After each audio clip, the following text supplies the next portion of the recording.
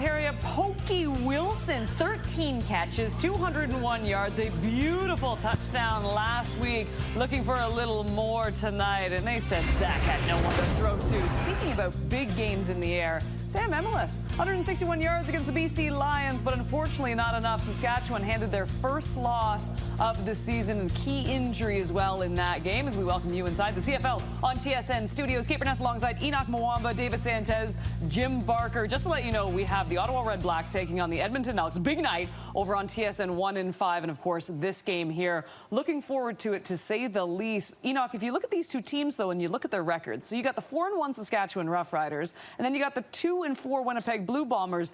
We look at the records and you're like, okay, there's the better team. But right now, they feel like they're going in opposite directions. Absolutely. The Winnipeg Blue Bombers are building momentum. They're finding ways to win now. This man, Zach Collaros, is a guy who we haven't been able to see. We haven't been able to recognize this whole team because he hasn't been himself this season. And so now that he's finding his way, he found a guy in Ontario Wilson, and Brady Oliveros has woken up as well. Sanchez? Yeah. This team is going to be dangerous. I know, people are going to say, hey, well, they haven't been playing well at all. This is Zach Collaros. We know what he's capable of, and if he's going to wake up and start playing the way that we know he can play, this is a problem for everybody else. Well, look, they got a weapon in Pokey, and what I saw last week, this offense now has explosive ability to get down the field, and that's the difference. This has always been a ball control team. If Zach has protection and weapons now, it seemed like a different team. That's why you talk about, Kate, different directions, what we saw last week in Winnipeg. Well, Winnipeg, they're coming in trying to reestablish their bully mentality. Saskatchewan's going to get Miles Brown back, Malik Carney back, and their defensive front. But they lose Jamarcus Hardrick. Yeah. Jacob Brammer gets his first start at right tackle, and that's a huge thing. With Shea Patterson back there, they need to protect. They need to get A.J. Ouellette involved, and that means Brammer and the right side of the line need to be able to handle about the offensive line. He was a huge loss. By the way, how bright is this kid? Look how fast he can solve a Rubik's Cube. This kid needs to be on the panel. No, you couldn't. Who wanna mess with me? Oppositions, yeah, I see those. Still, I be good wherever we go. We out mobbing, we ain't dodging. We can solve anybody with a problem. Who wanna mess with me? Oppositions, yeah, I see those. Still, I be good wherever we go. We out mobbing, we ain't dodging. We can solve anybody with a problem.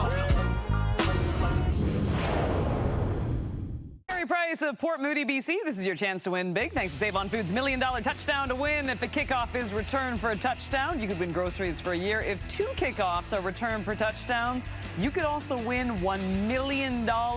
Good luck, Gary.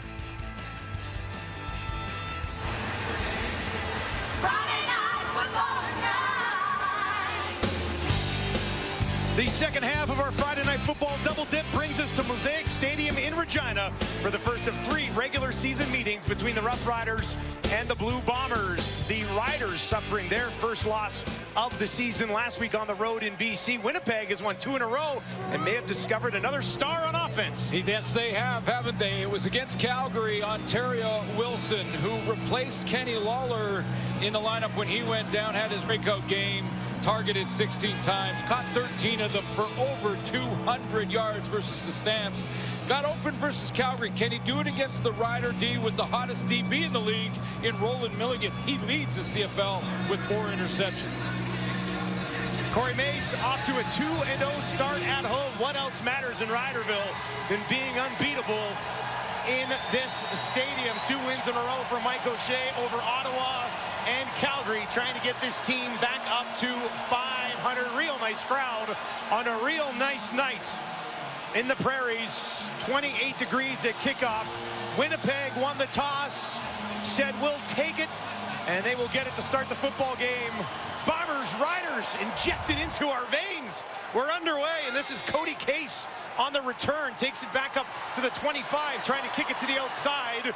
Turns it back upfield, takes it just outside the 30 on his first return. Well, it was more Zach-like numbers versus Calgary. They got this team turned around and got a 2-game win streak going. Both those games, however, at home in front of their great fans. in Winnipeg. So this is the first road game, the third game in that 2-game win streak. So back on track. Zach back over 300 yards passing versus the Stamps. He's won 7 of his last 8 against the Riders. They start on their own 33 after hanging 41 on Calgary last week. Brady Oliveira stands in to the right of his quarterback. They'll give it to him, trying to push ahead, and that's not going to be easy to do against the Riders. Let's take a look at this Winnipeg offense. Yeah, I looked up front and saw that Eric Lofton is probably going to go head-to-head with Anthony Lanier, who has moved outside the defensive end against the BC Lions for Saskatchewan. More on that D in a second, but Lofton versus Lanier in that matchup will be interesting. And there's Ontario Wilson with over 200 yards. Interestingly, the last Bomber to have a 200-yard game was Kenny Lawler. Lofton, 14 starts for the Riders last year. 2nd and 10 early here for Winnipeg. Polaris in the pocket over the middle. Scott Johnson. Johnson turns it upfield, broke a tackle. Now he takes it all the way out to midfield before he's pushed out of bounds. That is the longest play of his young career in the Canadian Football League. Yeah, out of Tulsa, 5'11", 181 pounds, scoots across on that over and under. There's a different layer behind, pulling those linebackers back. So Johnson is the underneath guy, just makes a couple people miss for a nice first down. DeMarcus Fields finally getting over there to cut off that angle on the far side of the field. Previous season long was 19. That one goes for 26. And the Bombers with some buzz early here at Mosaic. Up to the Rider 51. Polaris fakes the handoff out into the flat.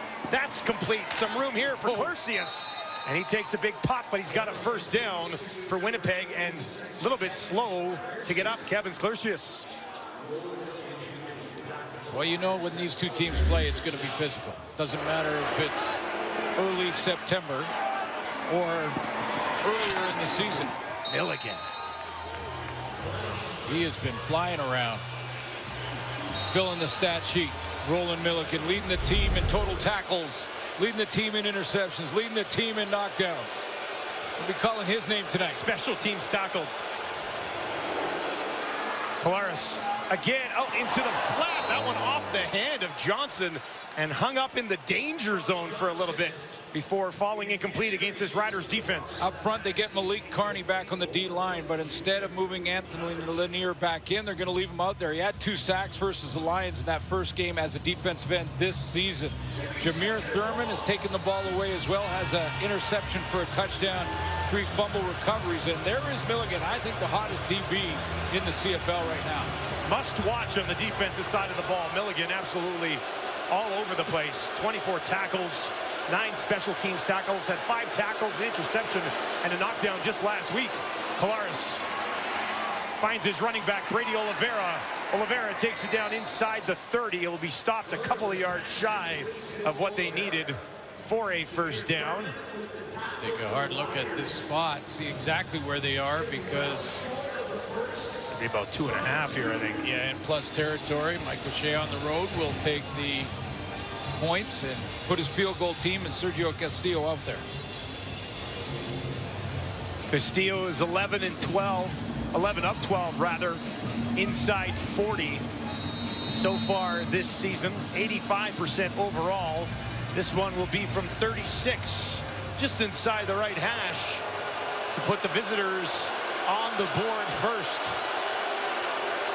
Jamison Sheen with the hold, and Castillo knocks it home. Blue Bombers with points on their opening drive of the ball game. Winnipeg leads 3-0. Shea Patterson about to go to work against the Winnipeg defense when we return to Friday Night Football on TSN.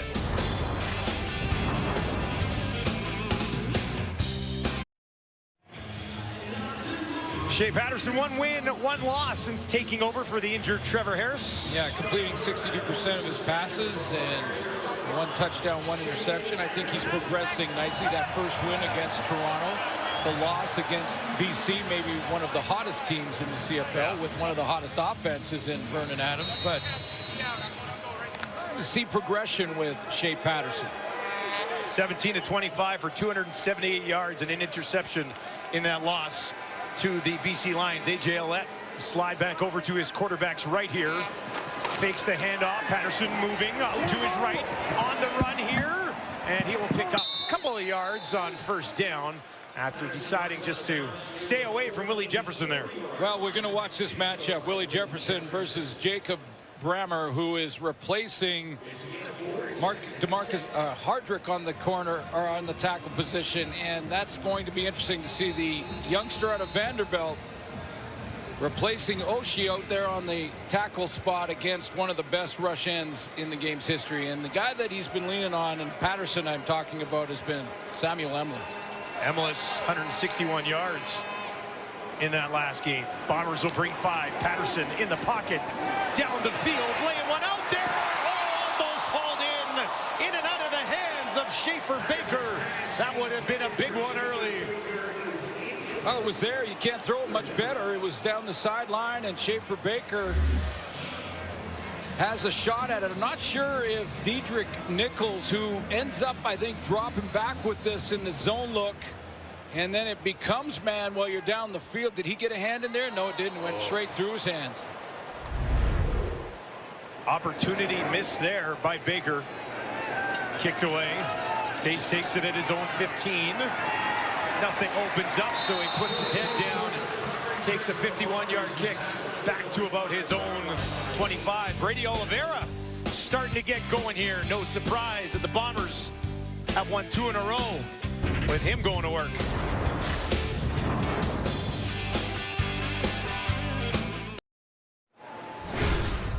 Now, I'm not going to say you have to run the ball a lot with Brady Oliveira to win games, but it's worked out, hasn't it? Yeah, it has. They gave him the ball more. He rushes for back-to-back games over 100 yards, and, oh, they win both. Yeah. The personality of this team is back. Here's a stat you won't believe. Apparently, that's the first time in his career he's gone back-to-back games over 100 yards, which, with the season he had last year, I know. I tend to not believe those facts. Dembski has it batted away, covered well by who else? Roland Milligan right there. Yeah, I think that hit behind Dembski was timed up just right so that the ball bounced off of the shoulder pads. Here comes the hit from behind. He got his hand in there too. Just great instincts and not afraid to jump these routes, not afraid of the double move. And I'm not sure you can play that better. Knockdown looked like it might have jammed his finger. 2nd and 10 for the Bombers from their own 26. 3 options out to the right for Kolaris. Now he's going to run to the right, looking down the field, comes across, body! Almost hauled in by Wolotarski, but it falls incomplete. Dangerous pass when you go on a back against the flow like this. There is a flag in the backfield. Holding. Winnipeg number 67. That penalty's declined. It will be 3rd down. Chris Kolinkowski, the center on Micah Johnson, gets the holding call. They will decline that because that was incomplete. The Bombers will have to punt. Jamison Sheen set to let it fly. Mario Alford dangerously lurking back at his own 30. Who's due? Oh, very due. It's about time, isn't it? Yeah. Contained so far this year with a low kick. Sheen just got that one away. A one hopper. Alford takes it. Flag's already down as he tries to reverse it, but he is tripped up shy of his own 40.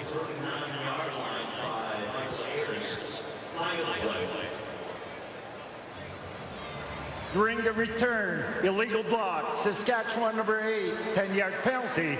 1st down. Marcus Sales, the guilty party. Let's take a look at this Winnipeg D.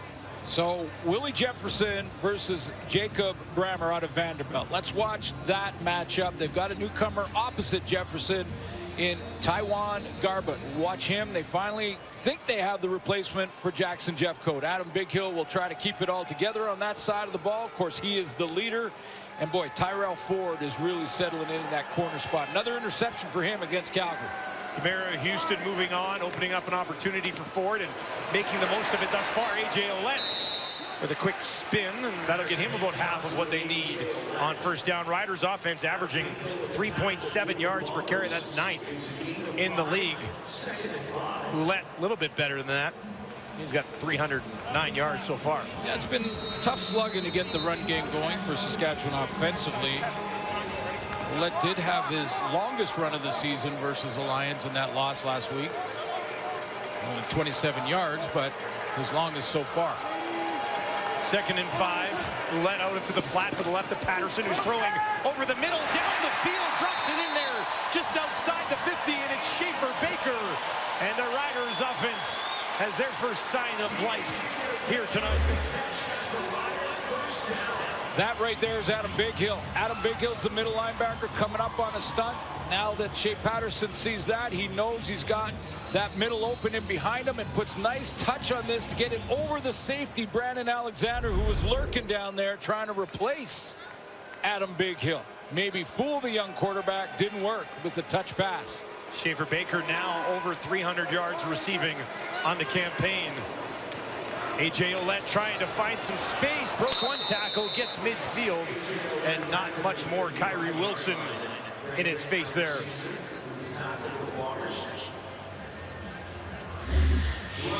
These two teams always play physical, and they have there's two tailbacks in this game. A.J. Ouellette that you're watching right now, and of course Brady Oliveira for the Bombers that are going to look for contact.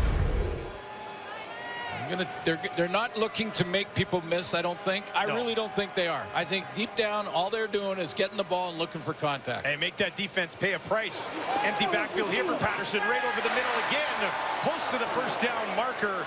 A big pop at the end of the play, but it's Schaefer Baker for the 2nd time on this drive. Yeah, he goes in behind. They get A.J. Ouellette out of the backfield, go down the seam, and in behind him is going to be Schaefer Baker, who's going to come down on that little slant right there. So you're going to see that's Ouellette going down to clear out, and underneath that is the route from Schaefer Baker right at the marker. Bighill coming in to finish the job, but they do have enough for the first down. Patterson working from the Winnipeg 47. Another completion, another first down inside the 30. A steady diet through the air to Kean Schaefer Baker. Bringing in fullback in on the right side here, and Thomas Bertrand Hudon, who's going to get out in the flat and open up the curl a little bit more for Schaefer Baker and another first down. But I'm not surprised that they're going to maybe bring a little fullback help to Jacob Brammer on the edge at right tackle in his very first game. Patterson looks comfortable early. He's got 52 yards through the air, down to the Winnipeg 25. Ouellette on the ground, up the middle, extra lunge ahead. Gets them down to the Winnipeg 20 on the edge of the red zone here. Willie Jefferson's going to come off the edge and force the decision for Shea Patterson here. He's coming right here, and watch the decision that Shea Patterson has to make. If the defensive end goes to the quarterback, he's got to give it to A.J. Ouellette, and that's exactly where he went. He was going right to Shea Patterson, give it to Ouellette, let him take some inside yards. 2nd and 5 for the home side here. 3 options out to the right for Patterson. Looks that way, throws that way, has another completion. Ball pops out. Whistles blown down are going to rule it incomplete after the battle for the ball. 3rd and 5, and a field goal opportunity here for Brett Lothar. Yes. Ruling on the field was an incomplete pass. Contact made, I think, first by Bonds, and then Nichols got in there, but Schaefer Baker never secured, according to the officials anyway, on this throw and catch. He never secured the ball long enough to make it a catch and a fumble. And it was recovered immediately, so if Michael O'Shea wanted to challenge this. He's thinking about it, isn't he? Winnipeg is challenging the previous play. They believe there was a fumble with immediate recovery by Winnipeg. The play will be reviewed. And that's the key. might have a case here. Yeah, and that's the key. Brandon Alexander recovered it immediately. If he doesn't, then you don't want to challenge because the ball just sat there. Did he have it long enough? Will it be clear and obvious? We'll get an answer when we return. Command Center, over to you.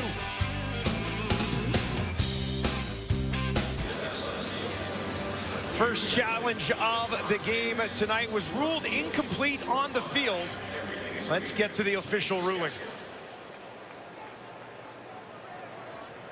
Upon review by the Command Center, the ruling on the field stands as an incomplete pass. It is third down. Winnipeg doesn't have a challenge, and they lose a timeout. Mike O'Shea now 3 wins and 2 losses in the challenge category this season. Early in the game for a challenge, but we both saw what I think he saw, but I don't think there was any angle that was clear and obvious showing that that ball wasn't moving. Father knocks one through, and we are tied at 3. I'd like to welcome our viewers on TSN 1 and 4. Who just finished watching Ottawa at home make it 2 in a row against Edmonton. 2014, the final over there. And we are just settling in on a beautiful night at Mosaic. Bombers and Riders. A little bit of a rivalry game, of course, and it's tied at 3. Zach Collaros, 3 of 6 to start this ball game for 50 yards. Well, it's great to see Zach Collaros. I mean, what a game it was. You did the game against Calgary, and both quarterbacks going crazy, and just good to see him get back on track, get the run game going, get Wilson involved, his new rookie receiver, and big game for him, over 300 yards and threw a first touchdown pass. Yeah, 344 yards last week for Zach. Let's take a look as Dembski gets nothing there. Well, this is what we're used to. We're used to seeing them pound the ball, win the line of scrimmage, get up the field, and then get Zach out on the edge, get him moving around, get his receivers involved, and then he starts to beat you in so many different ways. As you mentioned, 344, his first touchdown throw of the season. They had one the week before, but that was Chris Trevor. Terry Wilson with 1. Dembski with 1. 2nd and 9 here. 4-man pressure from the Riders. Collaros heaves one down the field. Wilson again, and that one broken up. And no flag. Milligan was working there against him. They both looked to the official for a second, didn't they? They both did. I mean, this is a deep ball, and I think Milligan, who is going to be, ended up right there down the middle. This is good protection for Collaros. He goes down the middle on this seam route, and that look back by Roland Milligan, I think, kept the flag in the official's pocket. I was waiting. For one. Well, there was a little pushing contact, yeah. But he looked back like he was playing the ball, and DBs are allowed to do get that. his right hand on exactly. there as well. Collaros, though, looking to connect with Wilson for the first time tonight. Does not work. Nowhere to go on the return after a 48-yard kick. Busy times for Shea Patterson, now the starting quarterback of the Riders. More on that when we return to Mosaic.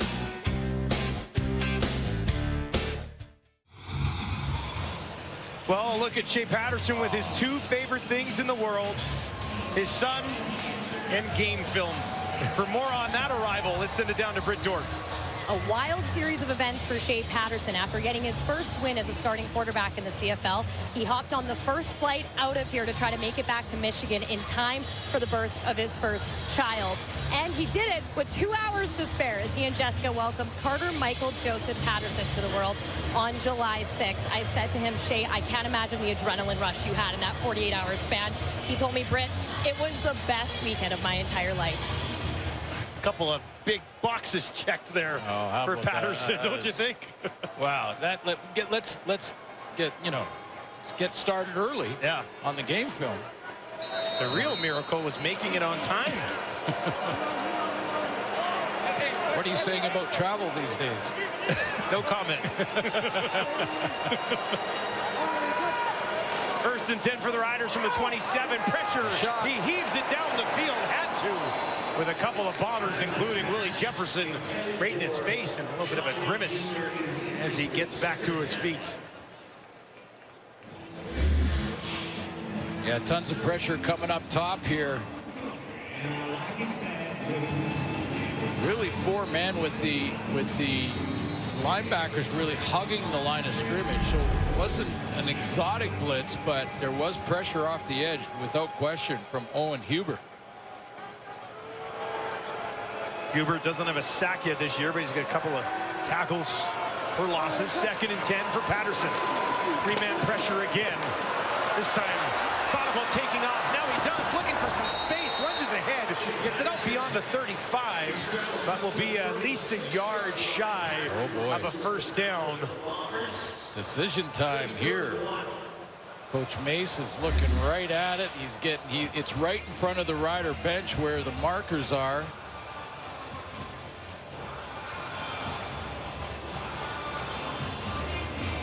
They're going to go for it here, I think. Just under 40 yards rushing in 2 starts for Shea Patterson. He's got some great speed when he does get out there and run. Looking at Trevor Harris there too, who is maybe ahead of schedule in his rehab. He's like Wolverine. Incredibly fast healer.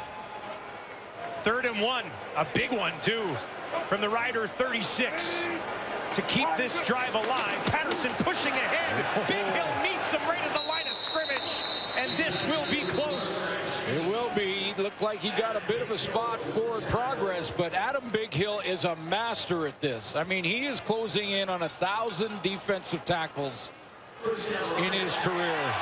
They're giving him the first down, but Adam Big Hill made it a little nerve-wracking, I'm sure, for Coach Mace over there on the Saskatchewan sideline, because he timed up his jump. He does that so well to be at the top of his jump over the pile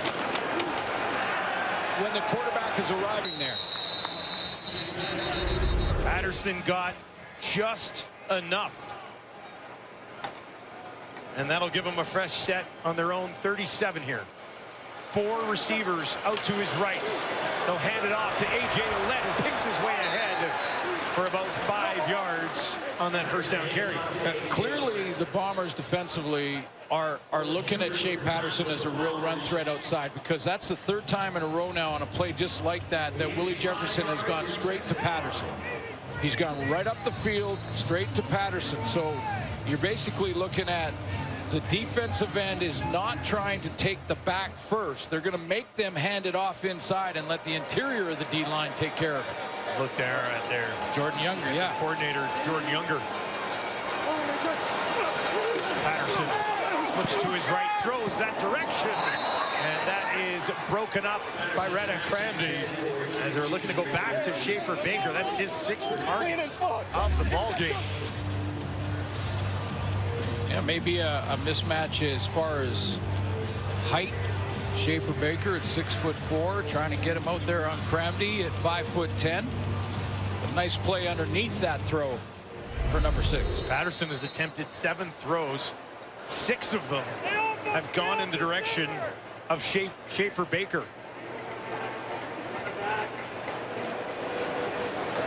Cody Case waits for this, stands on his own 20. Korshak lets it fly. I'll hang up there for a bit. Case steps up, takes it at the 25.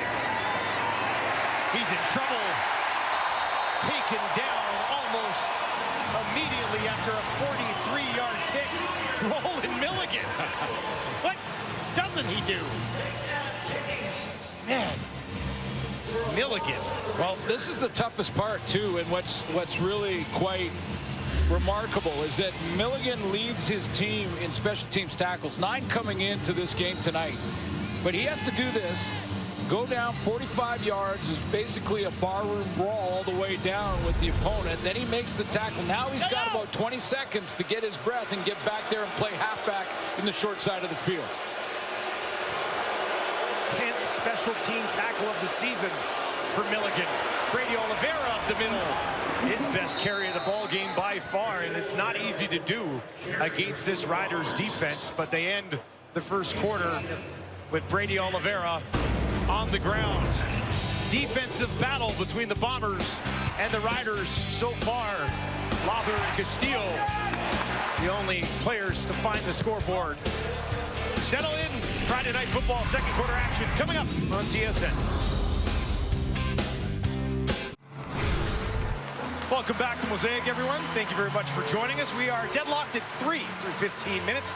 Anything stand out there for you? Well, the importance of the game stands out for me. You know, time of possession, we'll keep an eye on that. But the importance of the game, when you think that the Bombers now 2 in a row, 2 wins in a row, they have a chance to get to 3 wins, and Saskatchewan sitting at 4 wins now. These two teams, of course, rivals. They'll play on Labor Day. They'll play the Banjo Bowl. So there's lots of football to be played between the two. But you know, the Bombers can get right back in it, back in the fight, and that's why this game is so important. Or that little bit of breathing room for the Riders. And to accomplish that while you wait for Trevor Harris to return would be a very big accomplishment for this group.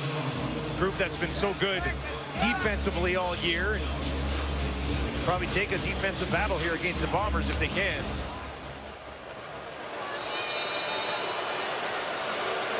That's a good point. I think as a quarterback can start 3, you take a defensive battle.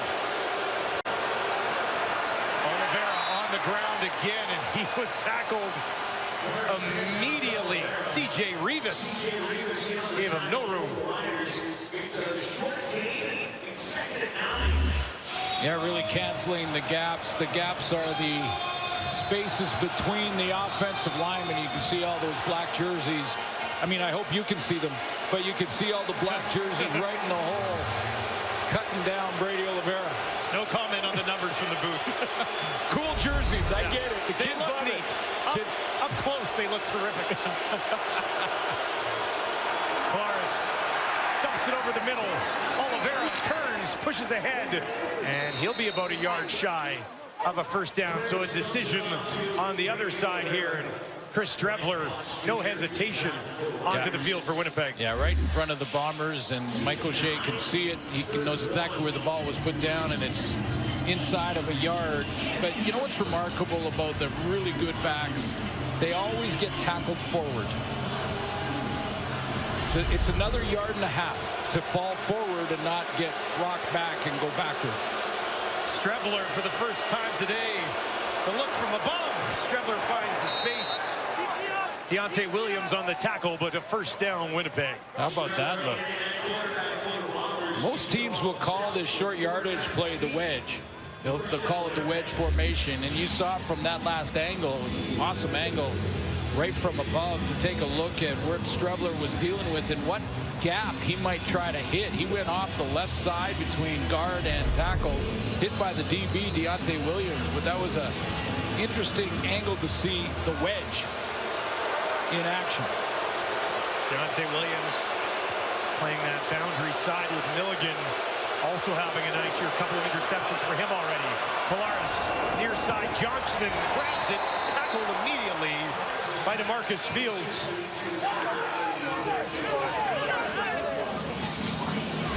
Liam Dobson right over there to pick up his teammate. Nice little timing out with Zach Collaros on the roll to that side. So a high percentage throw to get it out to Johnson and get a real workable second down. Yeah, just 3 yards here opens things up a little bit for Winnipeg.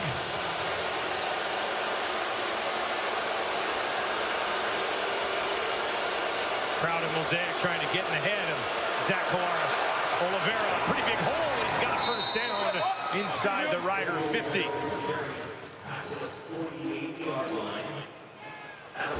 Not anything real fancy about this offensive line road grading here, but they win the battle in the trenches. I mean, just pushing that D-line back. Riders have been excellent against the run coming in. I mean, first in the league, under 50 yards a game. 47.4, that's it. Yeah, but that Bomber O-line won that one. Third tackle of the game for Jameer Thurman.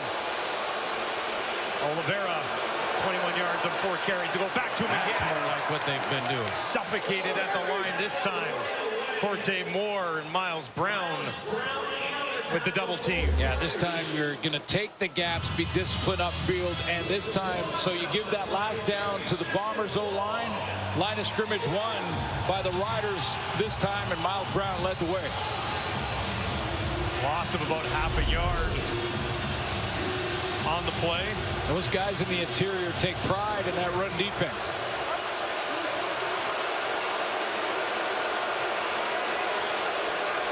Second and 11 for Colares. Riders will bring 5.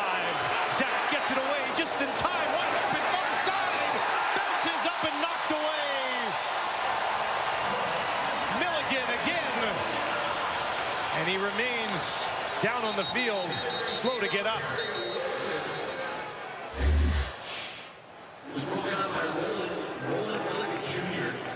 Out there at that wideout spot, just a little curl and go, but Milligan is playing in the deep outside third of the field, so he was right there allowing the receiver to get down the field in Wilson. That wasn't a busted coverage. That was designed to run right to the deep guy. Now Milligan is still down. That's... Ooh. Look at Terry Wilson land right on his gut. Hopefully he's just got the wind knocked out of him. Yeah. But that's Milligan's 3rd knockdown already in this ball game. And you know, he got hurt last year after a real nice start to the season for the team as well. And there he is. He's very good. much missed him, but Just round of winded. applause. Winded. Another big play. Like that's how you play the outside third. You play back, the ball goes in the air, you're watching the quarterback's throwing action, and then fly to the football. Close, eh? Yep. Yeah. Oh, I'm sure we'll see him back on as we'll go sit for a few plays. 57-yard attempt here for Sergio Castillo. Hit from 57 last week, hit from 60 earlier in the season. This one, a bomb from straight away from 57 for Castillo, and the lead that is up, and he's got it again. Sergio Castillo, automatic from way downtown, and the Bombers go on top 6-3.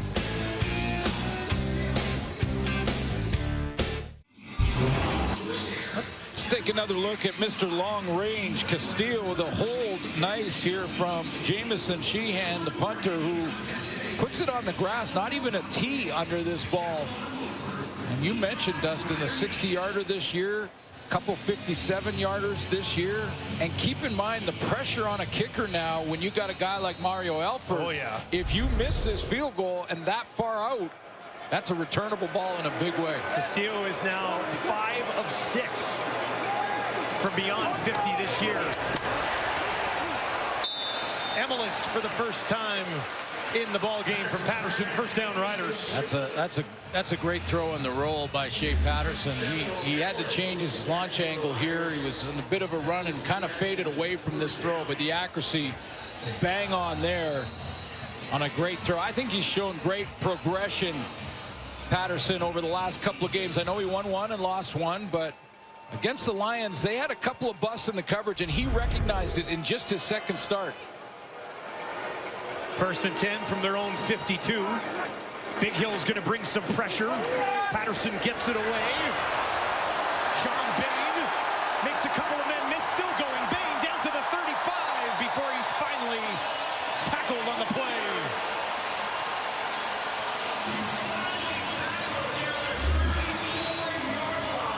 Put Sean Bain in the spotlight here for this little hitch pass and watch him go to work. There he catches it there, little nice inside cut, and then back to the numbers, inside move there. Cromdy will finally get him down, but big run after the catch for Bain. Patterson closing in on 100 yards passing here in the first half. This time on the ground, Oletz wrapped up quickly by Kyrie Wilson. What I mean about the way Shea has progressed is that, when, you know, often in your second start, even your second year as a starter, the defense can make some mistakes. They can have a bust in the secondary, and you won't see it because you're locked into either one or maybe your second read. But, you know, Mark Mueller, the offensive coordinator here, has done a nice job of how he plays calls to keep the confidence high for Shea Patterson. He's got the great resume. We know he's played on the big stage before in college football. Second and 9 here. Bouncing around the pocket. Now he's going to take off. Throwing it down the field. Marshall. Schaefer Baker couldn't haul it in. You know, and this is, again, the composure in the moment. Watch Shea Patterson here. Now, this isn't completed, but the pocket's starting to collapse, so he bounces outside, keeps his eyes down the field. He's throwing against the flow, but he's got a guy wide open in behind coverage in Schaefer Baker, and just misses. Might have been able to run for the first down, but once Baker got him behind the defender, well, it's a big play. You're looking thinking, at it, yeah, exactly. You're sure. looking at a touchdown possibly there.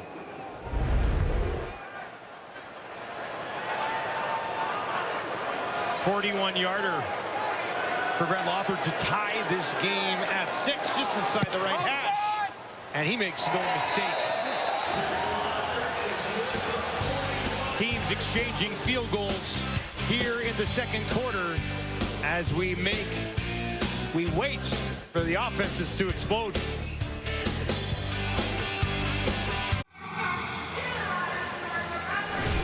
Well, as far as breakout games go, 13 catches for 201 yards and a touchdown.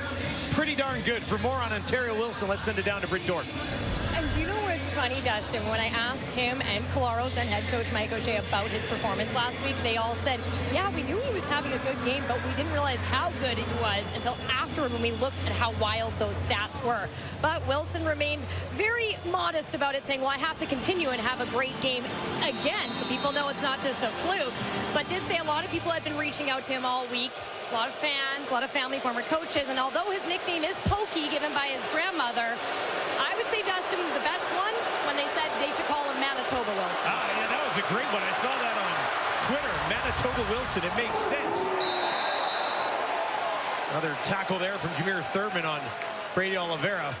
Well, Terry Wilson has no catches yet tonight. No, and what he's done, though, is he's brought the speed to the lineup. I mean, he can fly. He can get in behind coverage. He can push the coverage deep so that guys underneath, like Drew Wolotarski, can run their routes. Nick Dembski can run their routes, some crossers, things like that. Like we opened the first drive with Josh Johnson on that crosser.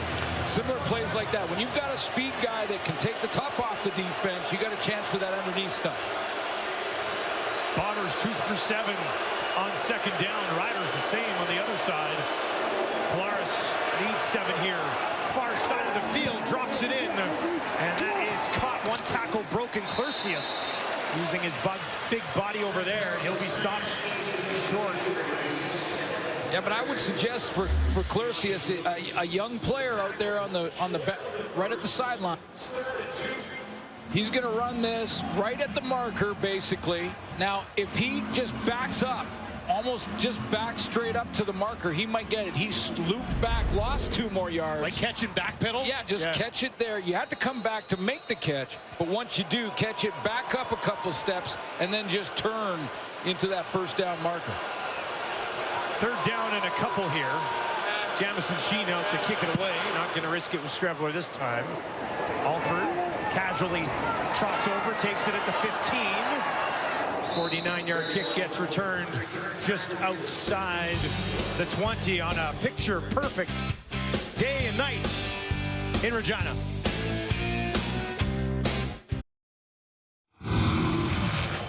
Well, prior to the game down on the field here at Mosaic, they weren't messing around, were they? Floyd Enns has command of the huddle here. She's going to launch one to the corner route, give it a shot. That's knocked down, didn't complete it, but our bug guy, Mike Thomas, is coaching him up down there. That was before the game. Think about this. You can go back to your childhood. Take you back just before kickoff of a pro game in Saskatchewan. You get a chance to go on the turf and chuck the ball around with your team. Experience. I mean, fans for life, number one. Yeah. Secondly, you're on the same field as these guys right now. Well, my kids just love going on the field after the game. Yeah, they think exactly. That's the greatest thing in the world. I still have Jim Young's chin strap from back in Empire Stadium in Vancouver when I was the same age as Floyd. Really? And got a chance to run after the game. Went and talked to Jim Young, Dirty 30, we called him back then. And he kneeled down, gave me his chin strap, which I still have to this day. That's cool. Lots of kids in attendance here. Not many kids in Pill Country. You saw the party started down behind the end zone. Different part. Yeah, different thing. Different thing. 2nd and 7 here for Patterson. With time, right over the middle, and that's going to be awfully close to a first down. Back to Schaefer Baker. Boy, His 8th target of the game. I'm not sure if this is game planned or if this is Shea Patterson just taking him to Schaefer Baker, because it's not just been the same sort of routes. It's been deep routes. Had that deep one down the sideline that he dropped early in the game in the first quarter, and a lot of different looks, but same target. Bain has 1 catch. Emelis has a catch. Schaefer Baker with the other 4 so far for Patterson, who's at 96 yards through the air. 3 options out to his left here. Fakes the handoff. He's in a little bit of trouble. Nice move to get around Willie. Looks down the field. Throws down there. And that is incomplete. Flag on the far side, though, right after he let it go, trying to find his running back, A.J. Ouellette. Well, that was just an outstanding move on one of the great defensive ends in the game, and Willie Jefferson, who's been going upfield to try and cut Shea Patterson off every single opportunity he's had like this. Defensive holding, Winnipeg number 19. This will be a 10-yard penalty and a first down. We got to get Andre a lozenge down there. You were right about that. I was going to mention that. Willie's pointing himself right here. That's Jefferson up at the top of your screen, and he's been doing this all game long, going straight high to the quarterback, not playing that run necessarily, going up high. Patterson has to back off and then make some miss, but over in the middle of the field was the holding by Kyrie Wilson. Schaefer Baker is down on a knee, being looked at by the training staff right now as well. You saw him grimace after that last catch he had on the far sideline, and maybe this is a carryover from that. Let's take another look at the holding penalty. There he is, right to the right of your screen. Kyrie Wilson's got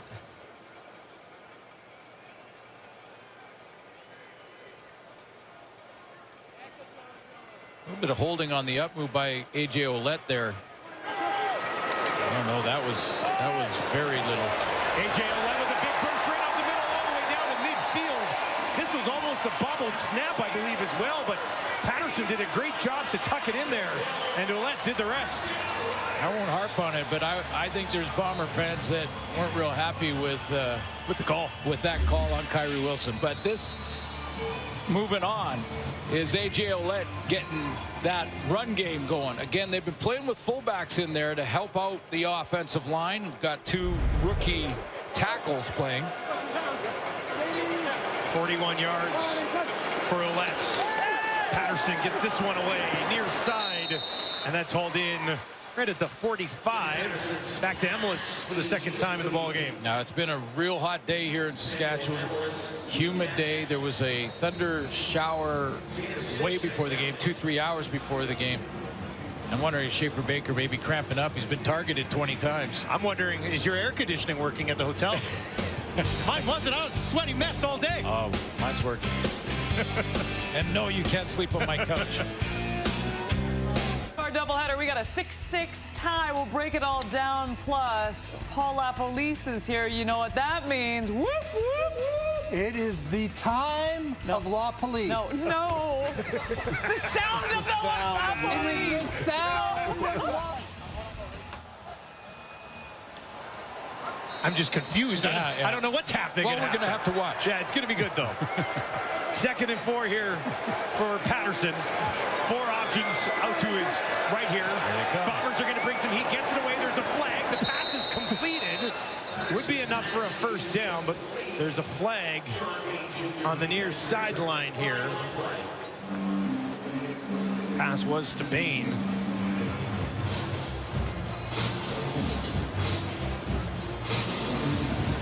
Offside. Saskatchewan number 19. 5-yard penalty. Will replay 2nd down. Emelis called on the offside. Yeah, they saw the blitz. The receiving corps saw the blitz just like Patterson did, knew they couldn't block it all, so they had to get it out of there quick, and Emelis just was a little ahead of the snap.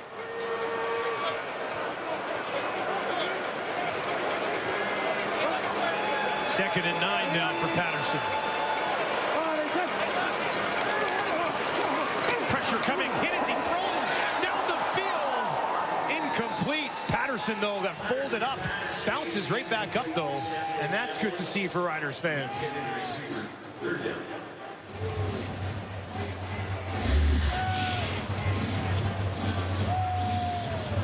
See Taiwan Garbutt, the defensive end, playing opposite with a real nice bull rush to get to Shea Patterson. Got to be careful not to hit him too low. I think that was a clean hit, not a penalty, but right on the border.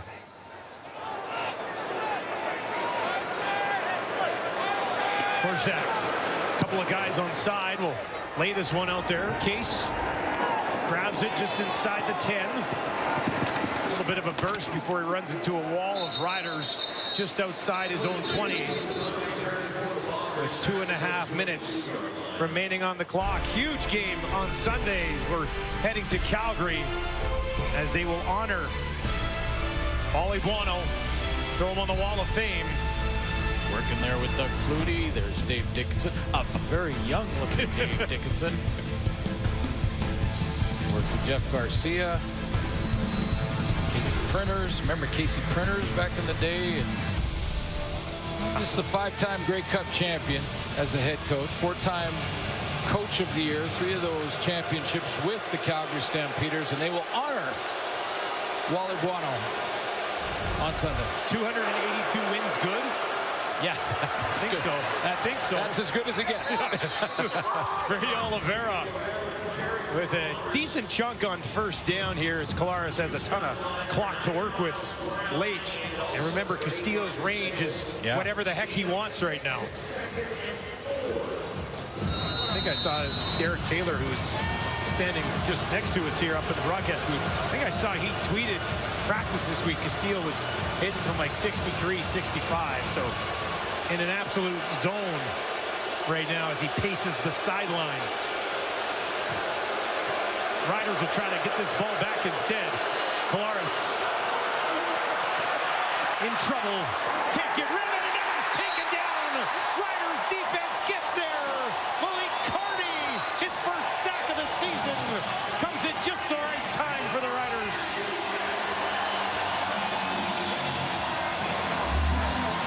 Stunt action here. Carney playing opposite Lanier and getting some help, I think, from a push from Micah Johnson, but he's going to keep working around. There's Micah Johnson right in his face, and that gives that extra second. Legal Johnson jumped up. Receiver, Saskatchewan number 24. Oh, boy. 10-yard penalty will result in a first down. And that's a little bit of a late flag. Everybody had already kind of gone on the field. Bain and Emlis were going, or Alford and Emlis were going back to return the kick. Let's pick it up. Playing corner up at the top.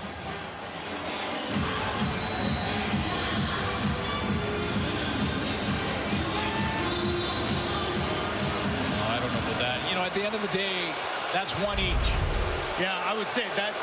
Not to say makeup call, but Kyrie Wilson, it's not a makeup call, but that's one each of marginal penalty. Well, Collaros, I know it doesn't matter, but Collaros is way over here on the other side of the field. As a push up the far side, first down, and all of a sudden Winnipeg, 1:52 on the clock, ton of time, and nearing midfield. Well, it's a call that very likely affects points. You're almost in Castillo range now.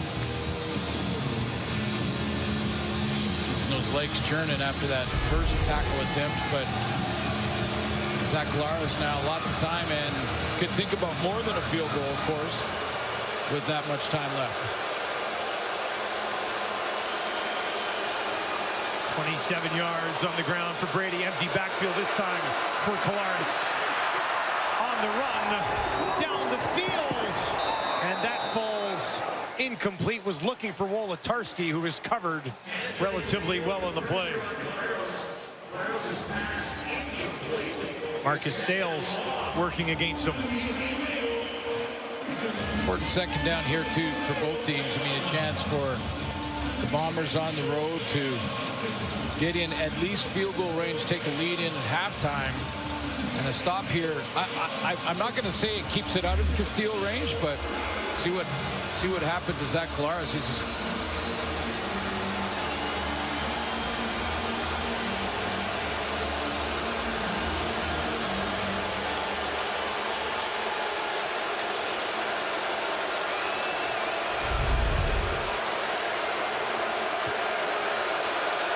2nd and 10.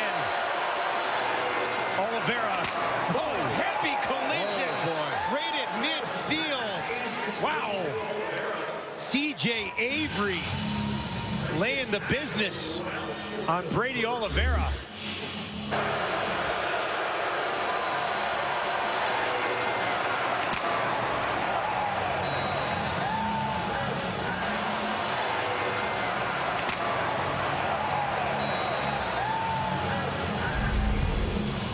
Castillo is going to attempt one from 61 yards. We said it, he's hit from 60. He's hit 2 from 57, including one tonight. This will be one of the longest in the history of the league. Castillo left hash from 61 yards. Murray Alford waiting back by the end zone. That kick is up, and it is short. Alford bumped into an official, takes the ball in the end zone, now brings it up the near sideline, trying to find some space. He will not, and be forced out of bounds. Wow, a 61-yard attempt from Castillo. Comes up a couple of yards shy. Well, now we know where number 14's range is at. It's 60. 61 is too far. I think he might have got under it a little bit because it did fall short. He's got more leg than this. We've seen him make it from 60. We've seen him make it from 57. And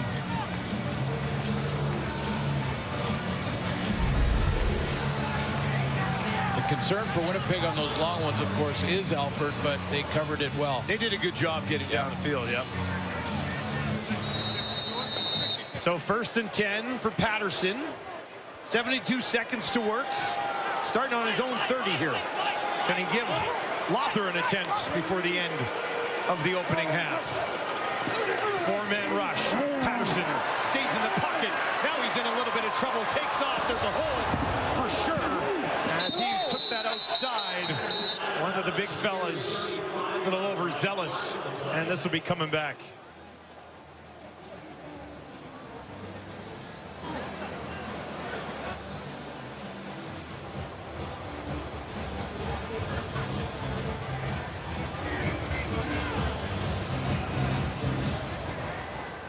Holding.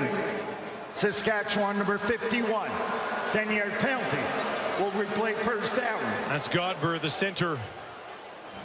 Late in the play, I mean, Patterson had gone through all of his reads. I mean, he went through the progression, look it to the right, looks over the middle, doesn't like that, saw the check down, that was covered there, and then he took off. By that time, somebody's holding somebody. Nice footwork in the pocket from Patterson so far this evening. Ouellette's nowhere to go. Wilson right there. That's his 4th tackle of the ball game, team high. Another big hit. This is a physical game. This first half has been. They're banging out there, aren't they? It's funny because they've been hitting the way they've been hitting, and then they've got a penalty each where they didn't hit anybody and got a penalty for it. Yeah. So it was weird.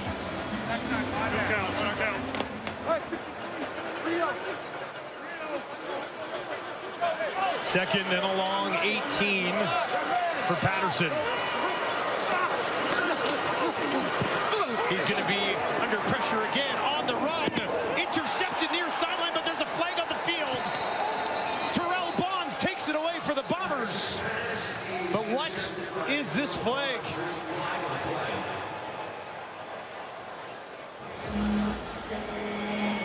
Looks of confusion on the field here.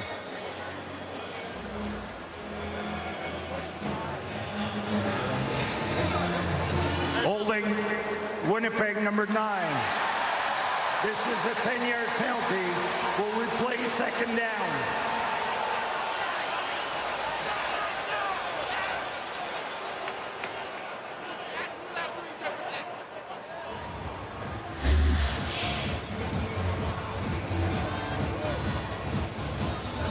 Garbett up on the inside rush. Now Patterson's going to get outside. We lose him on the left side of your screen there, but I think there was. He held A.J. Ouellette. 2nd and 8 for the Riders from their own 32. Nichols won't allow this to go anywhere. Garbett comes over to help him out after the pass was completed to Sean Bain. And Korsak will be forced to kick this away right near the end of the second quarter. Likely getting instructions from Corey Mace to let that clock run down once they whistle it in.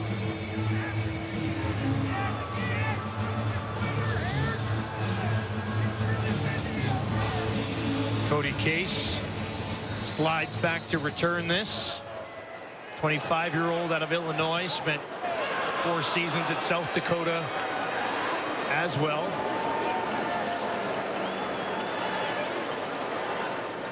Clock will tick down here.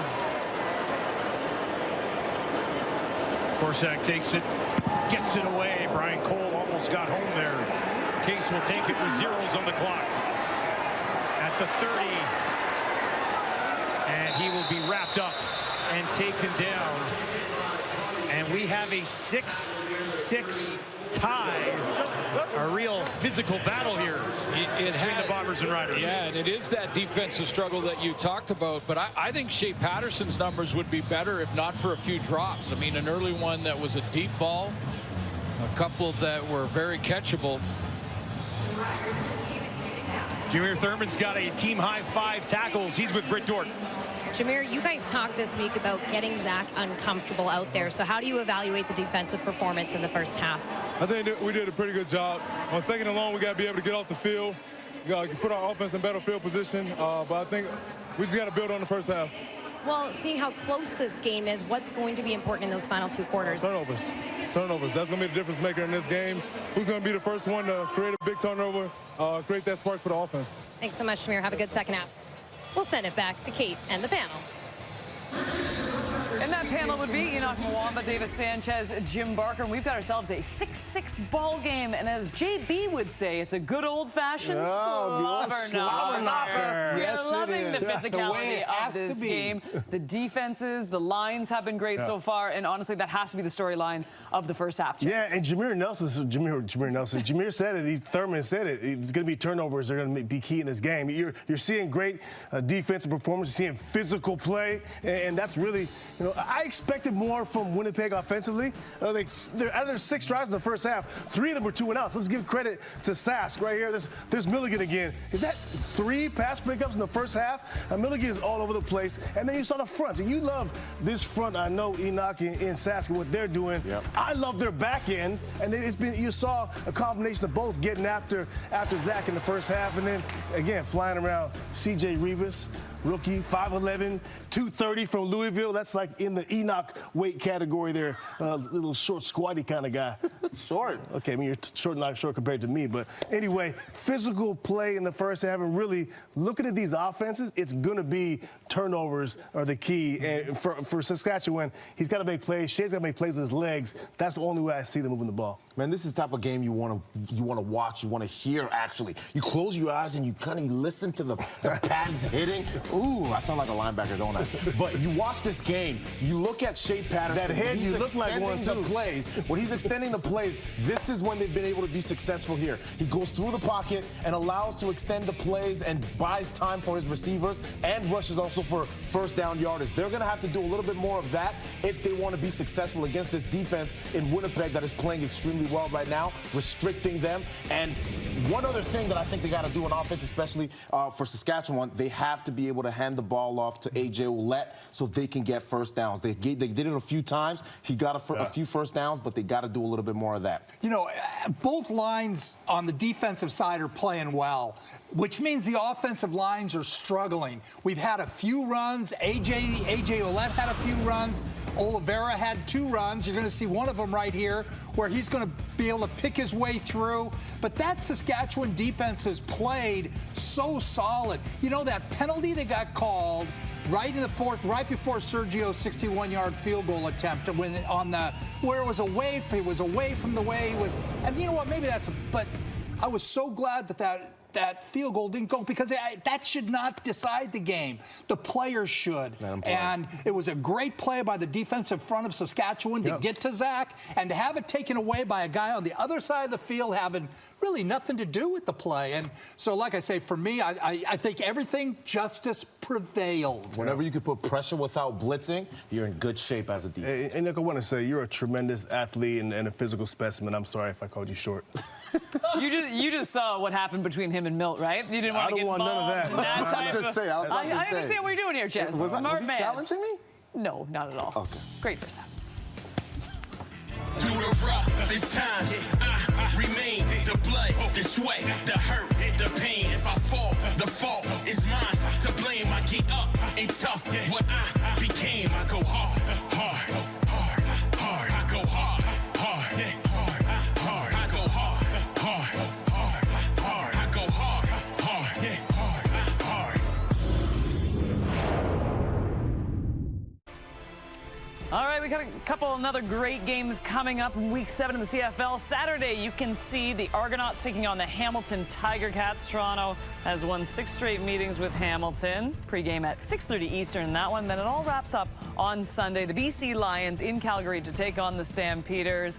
And Wally Buono being honored in this one, the 50th member of the Wall of Fame after leading the team to one of the greatest runs in CFL history. With more on Wally and someone who knows him quite well, Paul LaPolice in Coach's Playbook. I know him very well because he beat me in a Grey Cup in the 2011 season.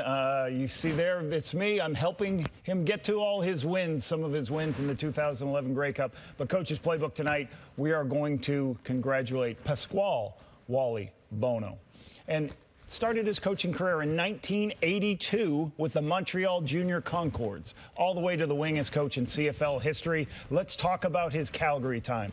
6 Grey Cup appearances, 3 wins. Amazing. This stat blows my mind, though. 11 out of 12 seasons finished first or second in the Canadian Football League West Division, and obviously made the playoffs every one of those years. Now, I had the opportunity to talk to John Hufnagel today, and I asked him about something a lot of people don't understand about Wally Buono. He said how he helped bring the spread offense around. Hufnagel said Edmonton gave him a lot of trouble. He said, hey, why don't you try some of these one-back plays? One back started. Hufnagel said, all right, I'll try to do that. Put Doug Flutie, 5 receivers. The modern spread happens, what everybody runs nowadays. I will say this from a coaching standpoint. Huff talked about he developed quarterbacks, Jeff Garcia, Doug Flutie, Henry Burris, Dave Dickinson. From a coaching standpoint, all these guys were head coaches. John Hufnagel, Jeff Tedford, George Cortez, Jim Daly, Mike Benavides, and now Dave Dickinson. So an amazing coaching tree. And I asked Wally about one of the things that Wally always talked about. The neat thing about this week is the first person he talked about was Roy Shivers. Okay, Roy Shivers, excuse me. Bringing the players in, and then he talked about the coaches and the administrators he worked with were amazing. Then he finished with the players. He said the players are the reason we won games. The players are why we were successful.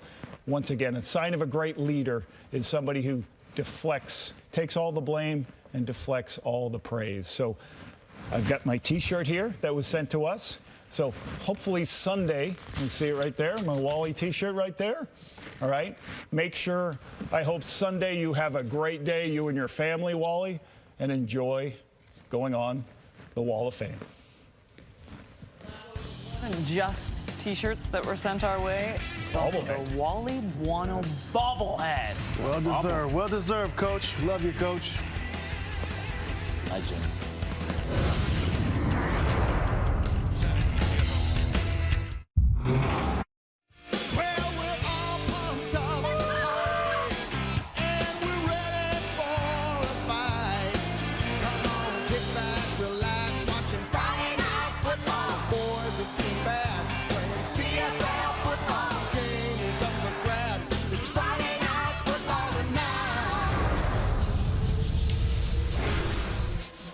A long way to go in this one as we are tied at 6 with the second half looming. A couple of field goals for Sergio Castillo, including one from 57. He's with Art Brickdorf.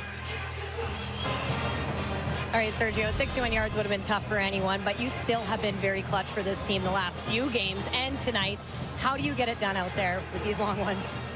For me, obviously, just relying on Benson and Jams, right? And Osh giving me the confidence and my faith. My faith is real big, right?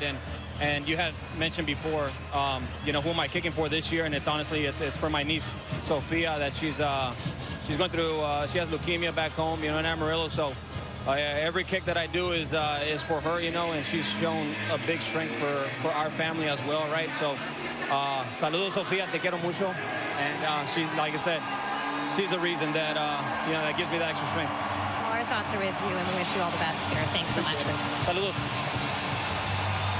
Tough story, but a real nice thought process there from Sergio Castillo on what his niece is going through. Well, this game very well may come down to a field goal to win it. And Sophia, we're thinking about you. This game coming down to a field goal would not surprise anyone. Not much separating these two clubs so far in this game. Alford trying to get loose. He'll hang on to the ball. He's forced out of bounds just outside the 40. Schaefer Baker is, we've just been told, ruled out for the rest of the game. Lower body injury. He had 8 of the 14 targets in the first half from Shea Patterson. Sorry, upper body injury for Schaefer Baker. Well, either way you go, upper body, lower body, the club is not deliberately not telling It's an overall body injury. It's a body injury, yeah. And we saw him come out slowly in the first half, right at the end of that first half. So well, the hope was, I was mentioning, it was a hot and humid day here in Saskatchewan, and maybe it was a cramp, but looks like he'll be done for the rest of this game. So we'll see who Shea Patterson starts to lean on now that Schaefer Baker's not there, because you mentioned all his targets in that first half. Yeah, he got over 50% of the targets. His feltmate walks off, kind of holding his right arm here. Decent field position to start for the Riders. So be on their own 40. Both offenses having a hard time against some defenses making some pretty big plays so far. I thought Jameer Thurman at the end of the first half made a really good point. This game could certainly come down to the turnovers. Yep. Joe into the game for Schaefer Baker. But will he be in Schaefer Baker's spot? Because if he is, you better be ready to see the ball. 3 options out to the right for Patterson. They're going to run it with A.J. Ouellette. Made one man miss. Tracked down from behind. Ball popped out, but the Riders have it. And it'll be second and manageable here. A good quick beat for a power runner in the hole to make a couple guys miss and pick up good yards. This is one way they can start to try and win the battle of the line of scrimmage. You heard the panel talk about how the defenses on both sides are winning that battle in the first half, and to try and get a little traction there, they got to run the ball a little more. They need 3 more. Back to Ouellette again. Now he's not going to get it. Not even sure he got back to the line of scrimmage. Kyrie Wilson was all around it. 5th tackle of the game. He leads his team in that category. Yeah, Kyrie Wilson just shot the gap here. I mean, they're going with a bigger lineup again. The Riders trying to run the ball with 3 downs to go, and look at them take on the block, shed the block, and then step up with a great tackle in the backfield. An early punt. 2 and out for the Riders to start the second half. Korshak knocks it over to the near side. Case takes it there, and he's knocked out of bounds before he can get back to the 35. Zach Collaros, 10 of 16, 91 yards in the first half. What'd you think? Yeah, I mean, not like the Calgary game. Every game's a different journey, so he's going to have to try and see what adjustments need to be made against this Saskatchewan defense. Again, both defenses dominant in the first half. Collaros went 10 of 16, 91 yards. Didn't throw the interception, though, and that's what Jameer Thurman was talking about. Who flinches first when it comes to that turnover? Winnipeg starts the half on their own 32. Brady Oliveira, can he find room? Just a little bit. Out to about the 35 and no further. You know, this defense that Corey Mace has put together, we talked about Roland Milligan in the first half. They're on pace now for 40 interceptions. I know it's way early for paces, especially in the interception department, but last year this team had 15. They were right down at the bottom of the league. in taking the ball away, and that was one of the reasons they struggled. This team is creating turnovers, creating interceptions. Zach Lars is a veteran. He knows how important it is. He needs 7 yards here down the field. Oh, Milligan almost had number 5. He can't believe it.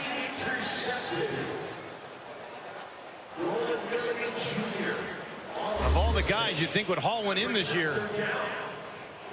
That's the intended target out there in that number 2 spot, and I believe it's Wilson with the speed on that dig route. He got a little soft on that cut. He looked like it was Zach Klaris was expecting a 90 cut, and he kind of turned the corner, but right through the hands of Milligan. That would be number 5, and trying to gain a little distance on Roberson for the league lead. 4th knockdown of the night for Milligan, but you know he wanted the INT on that one.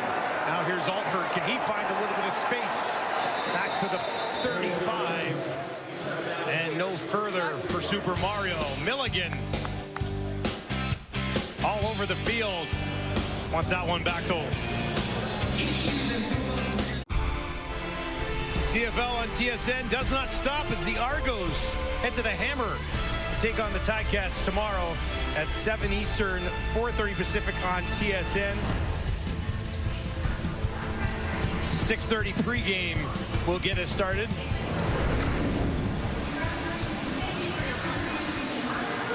Big one there for the Ticats, no doubt. Yeah, no question. Trying to look for that first win. Edmonton unable to do so tonight out in Ottawa. Riders from their own 36. Patterson will keep it. He's got a tight room. First down. A little bit more midfield before he's stripped up by Cramdy, and Alexander helps him finish it off. Nice play call there from the Riders. It really is. They bring the left side of their offensive line, sort of pull them. And when they pull that side, it looked like it might be just sort of a running play that way, and that's what fooled the Bomber defense. He just took off with a huge running lane up the middle. He's got a very intriguing skill set, doesn't he? Well, I think without a couple of drops in the first half, he's at 150, 170. Yeah. Can run. Up to the Winnipeg 43. This time, A.J. Ouellette. No breathing room there. Back to the line of scrimmage. That's it. That's all. You know, Shea Patterson was coached by Jim Harbaugh at Michigan and went to 2 bowl games with him. And guy who knows how to bring along and has a lot of really good quarterbacks, and Shea's one of them. Played again on the big stage in college football, so it's not too big for him, certainly. There's going to be ups and downs. He's young, and that Bomber defense still has enough veterans in it that can fool him every now and then. Patterson over the middle, got rid of it quickly. That's complete for a first down for the Riders. Joe is first of the game. Plays with great confidence, the Joe to the right of your screen, and Patterson is going to knife this one in nicely. Little look off. That's what I mean about beyond his years. I mean, that might be a small thing, but when you look to your left like that when you're dropping back, you can hold the linebacker and give your receiver just a split second more time.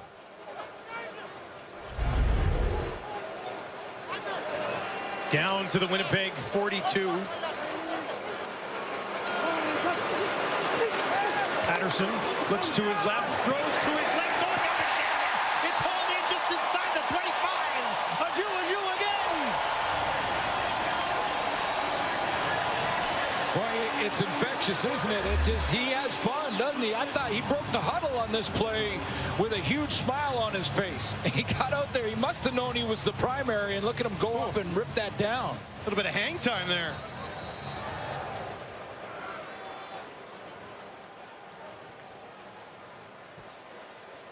Little stumble from home opened him up. 22-year-old having some fun out there for the Riders. Gotta have fun. Now down to the Winnipeg 23. Patterson again down to the 15 this time. It's Emelis as he finds another Canadian receiver, and he's able to hang on. Good protection up front for Shea Patterson here. Just four-man pressure.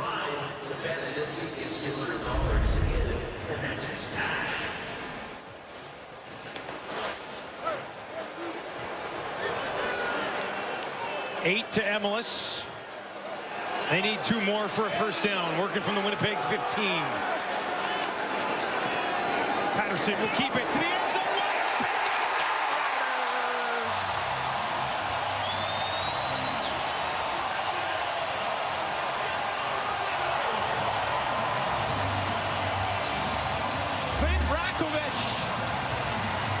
His first CFL touchdown.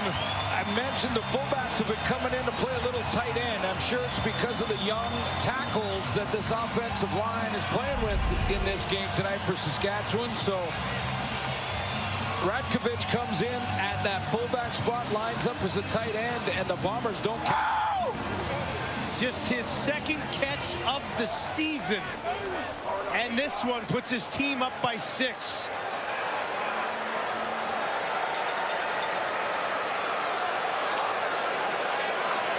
Lother knocks it home, and it's a 7-point lead for the home side. Ratkovich caps off a 6-play, 74-yard touchdown drive with his first CFL major.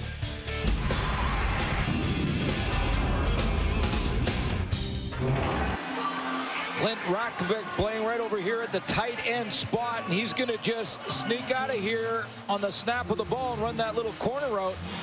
And the Bombers on 2nd and 3 are all tuned in to A.J. Ouellette, thinking that the Riders are going to run the football. They don't. Wide open. The fullback slash tight end, Ratkovic, Northern Illinois. Man right there, baby. Those guys do a lot of blocking and a lot of heavy lifting for guys like A.J. Ouellette. That's why it's fun to go over there and congratulate your teammate. I'd like to see him get one. Second passing touchdown of the season for Patterson. Case on the return. Decent burst at the end. Takes it out just shy of his own 35. Now Zach Collaros takes the field, trailing by 7 for the first time tonight. He's 10 of 17 for just 91 yards. And Ontario Wilson, who had over 200 yards on 13 catches, does not have a catch yet in this ballgame. But in situations like this, Nick Dembski becomes the guy. Nick Dembski, just 1 catch so far in the game.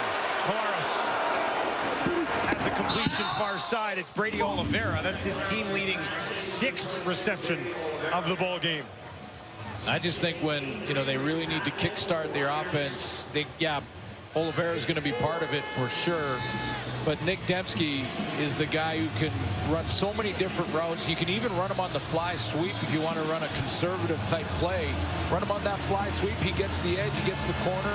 You fake the inside handoff to Oliveira, get number 10 on the wide look, and he'll make something happen.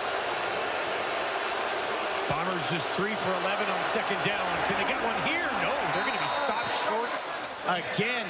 Attacking the middle of this Riders defense does not appear to be working. Michael O'Shea taking a long look at this one. Strevler's, he's waiting. And they are going to bring in Chris Strevler on 3rd and 2. 3rd and 1.5, maybe. We'll go the wedge. This is a long yard. They lose the snap count, too, with this crowd noise. Strevler looking to take care of business here. Pushing ahead. Oh, boy, that's going to be close. Well, they say he got it. That was a quick ruling on that far side. What I mean by that is, when the crowd goes nuts, this happens in Winnipeg, too, and any team plays over there, you run this wedge, the snap count, the offense knows the defense has to wait until movement. But in this kind of, when you can't hear the snap count, Strevler would move his hand to take the ball, and they have to they lose a split second on their get off. 15 for 15 on 3rd and short. this year are the Bombers. Collaros with the ball back in his hands, hit as he throws, gets Oliveira pushing ahead, and it'll be second and a yard or two for the Bombers as they look to answer that touchdown from Saskatchewan. Collaros was real slow to get up there again. He has a crossing route to Dembski, passes that up for the check down out of the backfield to Oliveira, but he took a good shot. He had to gather himself to get up from that one.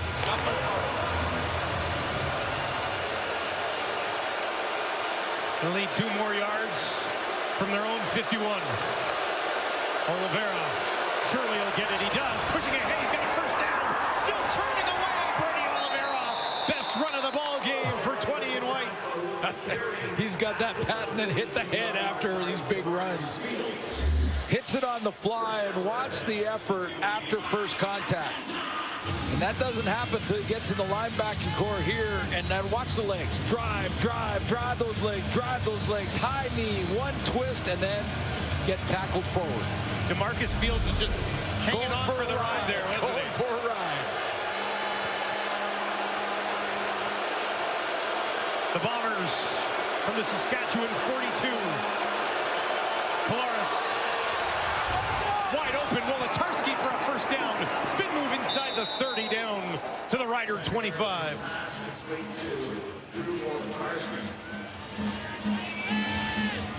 Nick Dembski came out of the backfield here, and he took off to draw the coverage deep and away from Wolatarski on that one.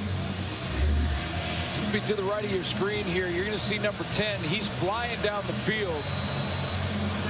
Up at the top of your screen there. And that pulled coverage back. Watch Dembski go down. He just took off to try and pull that corner, pull that coverage from Sales. First catch of the game for Wolatarski. Collaros. Is he going to look to the end zone here? He's in trouble. It's the intercepted. The Riders defense takes it away. Again. Adam Auclair, first of the season.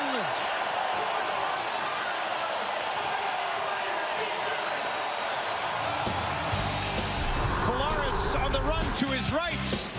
Didn't see anything he liked. And Auclair says thank you very much. Riders ball.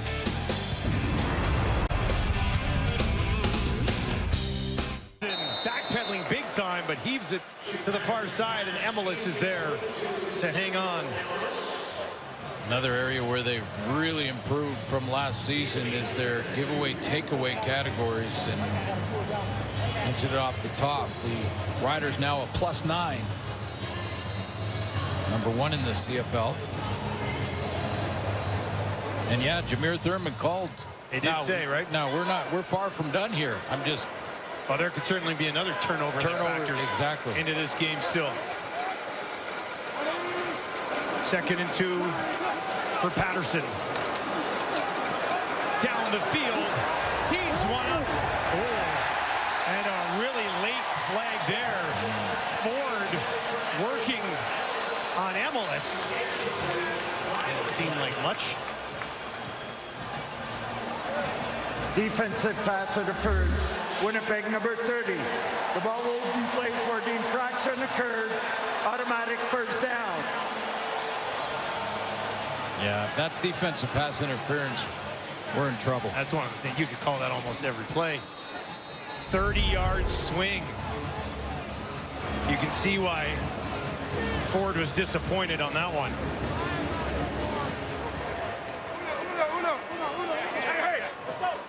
Wow. Yeah, that. Of course, Mike O'Shea. You want to snap the ball? You saw Saskatchewan going. There's a completion. Big hill. Can't hold him down. And Jones got some room to the 20, and finally they'll take him down there. Jones have a half.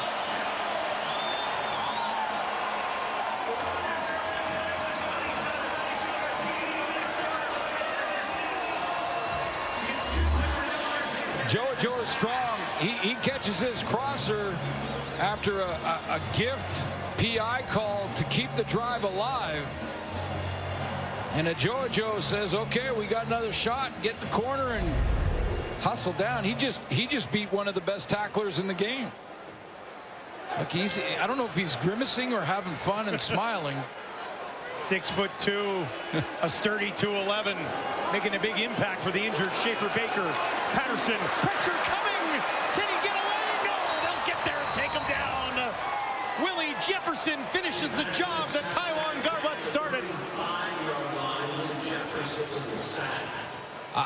I tell you what, Taiwan Garbutt has shown some things tonight. I've seen a couple of real good bull rushes, seen a couple of fast moves. That's a rip move with the right arm underneath the blocking attempt of Jacob Brammer, and he just gets to Patterson. But both ends got there, Willie Jefferson and Garbutt.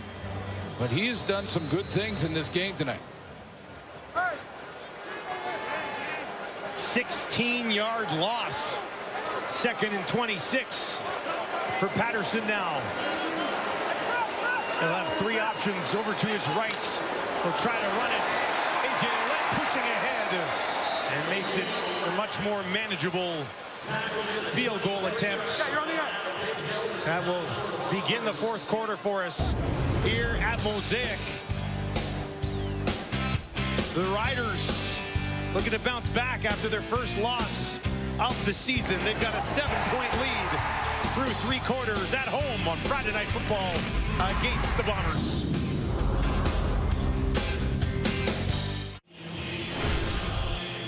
The Riders at home, where they're unbeaten so far this year with a 13-6 lead on the Bombers. Time of possession favoring the Riders here as well, and what's been a pretty physical ball game so far between these two clubs. And just the one turnover, that decision by Zach Collaros. But you know what I think we should do? I think we should sit apart so that you and I don't draw a penalty flag tonight, because there has been 3 phantom penalties. And, you know, for Bomber fans, it's going to cost them 3 points here because they were off the field. Their defense was off the field, and the Tyrell Ford barely, they both stopped together, receiver and DB. I'm not sure about that at all. 31-yard attempts for Brett Lawther just inside the left hash. This will give his team a 10-point cushion to begin the 4th quarter. And he tucks her home. And the Riders in the driver's seat for head coach Corey Mace.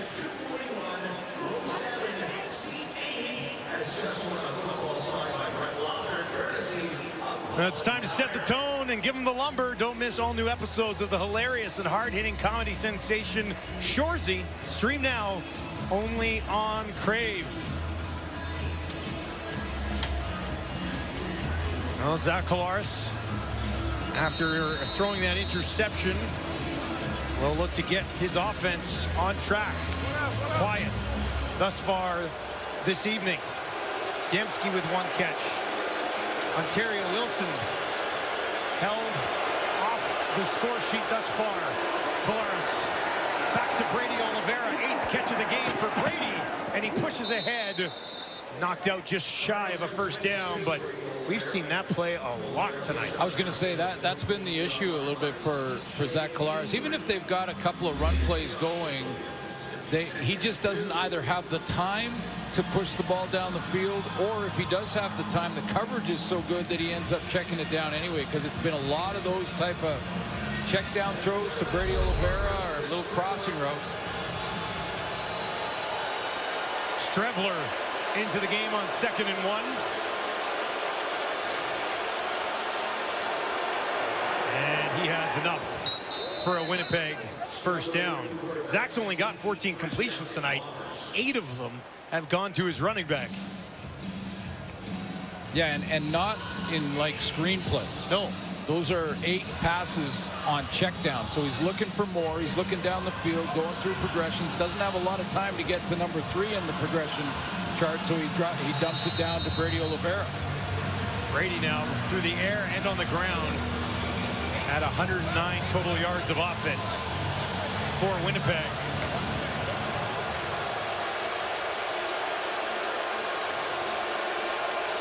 Three options out to the right for Collaros this time. Riders will bring 5. Zach gets it away. Dembski hauls it in. Almost broke a tackle, but was tripped up trying to get away from C.J. Rivas.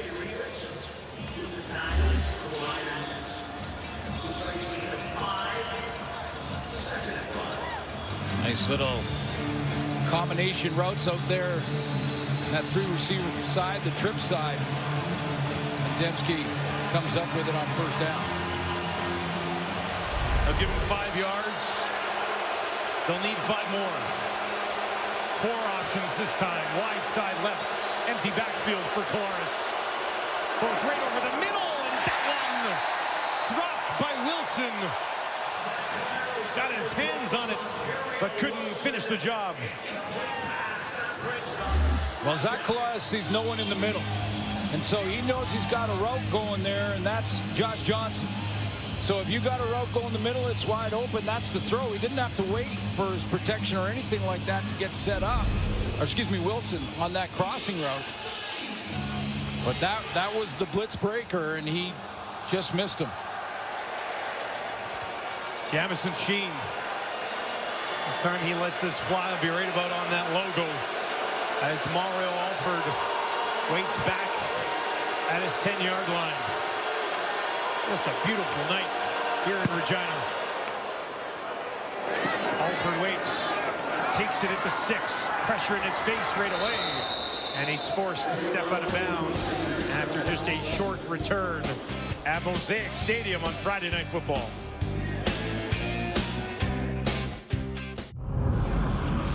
We told you off the top we'd be looking at a matchup between Jacob Brammer, the rookie right tackle, playing for Jamarcus Hardrick, against Willie Jefferson and Taiwan Garba.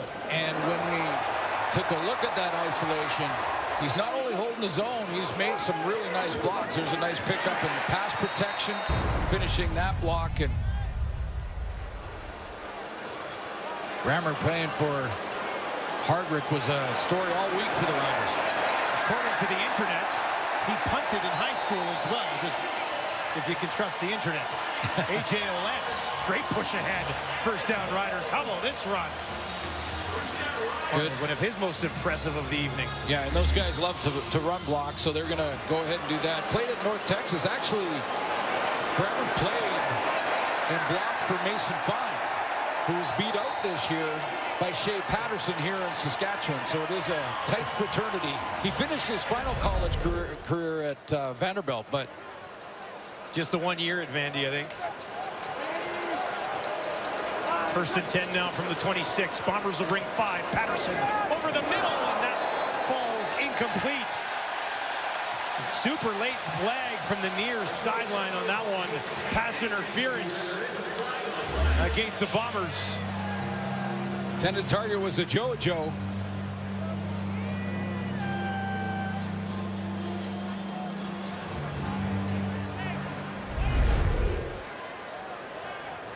Defensive pass interference. Winnipeg number 37. The ball will be placed at the point of the infraction.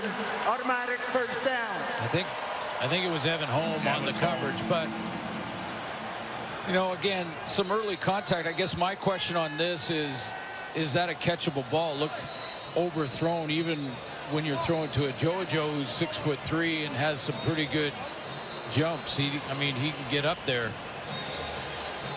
And that was a little bump. I mean, again, they're calling it tight tonight. I'm gonna take another step away from you, or we're gonna get a flag in the booth. The defensive pass interference was against Winnipeg number 31. The ball will be placed at the 43-yard line.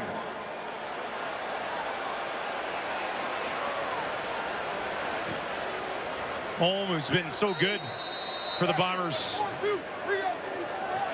gets flagged on that play. First and 10 now from the Rider 43. Ouellette pushing ahead again. Broke a couple of tackles, and he's got them in a second and manageable just beyond their own 50. Jacob Brammer with nice block on that. going one-on-one with Willie Jefferson, and there's the guy replacing their big off-season acquisition. 6'4", 300 pounds, plays great physicality, was a academic, SEC academic honor roll member.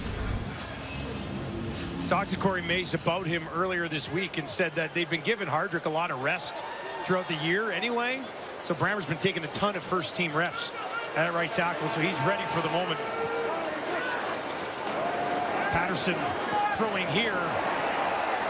Tackle made immediately by Cramby, and that'll bring up third down. Big tackle by Reddick Cramby, as Emilus just had nowhere to go.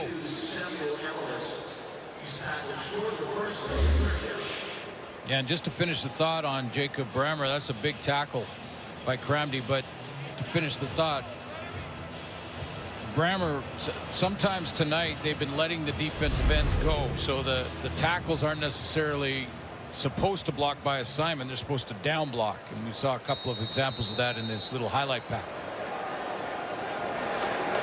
Orshak gets it away, far side of the field. That will bounce just inside the 20. Case takes it up along the far sideline, popped out of bounds, and a flag comes out late on that one. Dalkey along the board, or along the far side, draws the penalty that time. Collaros trailing by 10.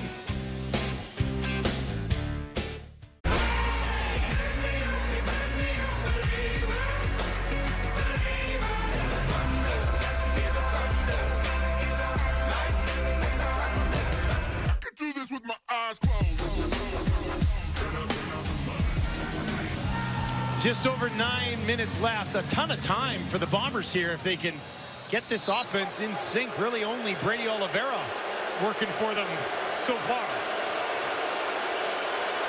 1st and 10. Just outside the 40. And that one caught by Wilson, but did he land in bounds? A discussion on the sideline. And they're going to say he did. There he is. Well, the penalty was against Dalkey. That's why they have the field position that they have, and it was a good penalty. It was correct call, and he got his foot in. That's an unbelievable catch by Wilson. Goes up, twists the opposite way. Great body control. Comes down with 1 foot in bounds. Big time. What an effort for 20 yards. Collaros. Wolotarski, first down, Winnipeg, and the Bombers quickly marching after getting that extra field position on the penalty to Dalkey. Well, that deeper throw is what's given this offense a little bit of traction, a little bit of confidence. They were not able to push the ball down the field, but Wilson makes an excellent catch. Collaros up to 168 yards through the air. Just over 7.5 to play. Riders will bring 5. Collaros gets it away. Trying to reach back with one hand was Wilson. Couldn't do it this time with Williams in his back pocket. Well, one more time. Let's go back, because that was a great catch. I mean, this is Wilson. He's in that number 2 spot right there, and Wilson running in behind and running that short corner. Short corner, deeper out. 2 hands on the ball, great concentration, has to flip his body the opposite direction, pull it down, and keep the foot in bounds. That's big. I don't know how those guys do that. Just terrific athleticism. Unreal stuff from Ontario Wilson. 2nd and 10, though, for Collaros. Flags here, way offside, and that'll be blown down. 2 or 3 guys look like over the line. The Riders crowd goes to work here in support of their defense. Offside. Winnipeg, number 80. 5-yard penalty. It remains 2nd down. Well, it was Wilson. It might not have just been Wilson, but no, I think there were that whole wide side of the field was a good 2 yards offside, and I agree. You chalk one up to the crowd there. Yeah.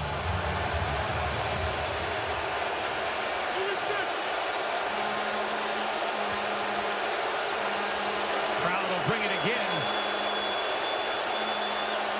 2nd and 15 for Zach. Collaros. Brady Oliveira. Flag as Oliveira turns. is a big penalty if it's against the Bombers. And I think it is. It is. It's a hold.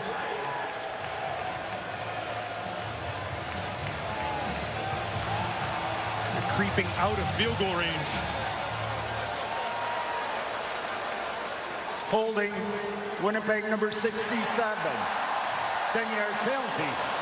Will replay second down. Well, they could have. This is the second one I agree with on the calls. Those are the two guys that basically create the takedowns here. One on Carney. That could have been a holding on the outside to Stanley Bryant. They called Kolinkowski in the middle, but Also a hold. also a hold. Takes him out of field goal range. Second and 25 from the 51 now. Just a three-man pressure. Colares escapes to his right. Gets it to Oliveira. For one tackle, but is tripped up. Does get it back into a very workable field goal range for Sergio Castillo. Yes, and they had to. The Bombers needed to get at least 3 on this. Had to have it. This field position, so that's a big play to just get the penalty yards back and get into Castillo field goal range. A comfortable field goal attempt here. And nothing opening up downfield for Colares. Gets it to Oliveira. And a stumble ahead gets a few extra yards for Castillo, who missed, but it was from 61 in the first half. Has already hit from 57. And this one from 39 is smoothed home. And we've got a one-possession ball game with 5:51 on the clock between the Bombers and the Riders. Well, if you're just joining us, it was a busy first half for Schaefer Baker. Targeted 8 times, caught 4 of them, and then ended up leaving the game due to an injury. You'll see on the last catch here, comes up with a little bit of a grimace. And it is tackled by Holm. There's the one right there. Got up. Wasn't quite right there. Played a little bit longer and then was gone for the rest of the game at halftime. Joe Joes came into the game in place of him. Caught all 3 targets for 64 yards. Patterson near side. Drops one in there nicely. Perfect throw. Beautiful catch. Emilus. Yeah, like how Shea Patterson on the play action fake here has got to turn his back to where he's going to throw it to Emilus. So he's turned, ducks his head to not give away that he wants to throw this wide side out. And he's been very accurate on a couple of throws that he has been leaning away from. That gives Emilus lots of time to work his route. Go with that inside stem move and then work it up the field, come back to the sideline. 215 passing yards for the new daddy. Got a touchdown as well. A.J. Ouellette, 3-4 yards on that first down carry. So we heard it was an upper body injury. We get a better idea of where based on that sling for Schaefer Baker. Unless they're trying to trick us. It could be. Tough to see. He was having, I mean, he had about, what do we say, 70% of the targets early in the game for Patterson. Good job by Patterson to move that ball around here in the second half. And going right to a JoJo as a replacement. Bombers will bring a bunch. That's tipped and falls incomplete. Good time to bring some heat for Winnipeg, and that'll bring up third down. And they will kick it away. On the opposite side of that matchup, but not a surprise at all that it was Willie Jefferson that's going to get another knockdown. This one would have been about a 56, 57 yard. We were watching Lawther at half. Hit one from 55, but kick this away, play defense, and it's been a great defense that the Riders have brought to the table so far this evening. Cody Case awaits the kick. He's been contained for the most part tonight. Korshak hangs this one up there. Case takes it at the 10. Once again, no space down the field after a 39-yard kick by Korshak. On the last drive, Zach Collaros got things going with that throw to Wilson, who again made a big catch, a real tough catch. Get things going and get down into field goal range, make it a one-possession game. Corey Mace now might want to give a little more attention to number 80. Bombers defense, or offense rather, trying to break through here. They've been held to just 3 Castillo field goals so far. And Zach ended up kind of getting drug along with Brady Oliveira on that one. Well, that was that play where you have the option of the quarterback to pull the ball and get outside, maybe throw it or run it yourself. And yeah, it looked like Brady Oliveira thought he was supposed to have it, so he was holding it and dragging Zach Collaros forward. Only a yard.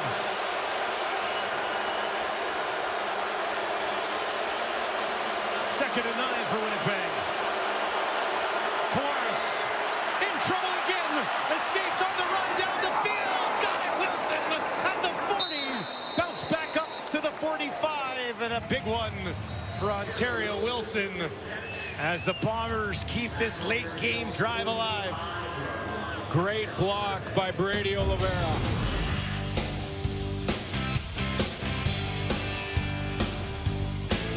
Open things up. Collaros, Wilson. Bombers aren't done yet.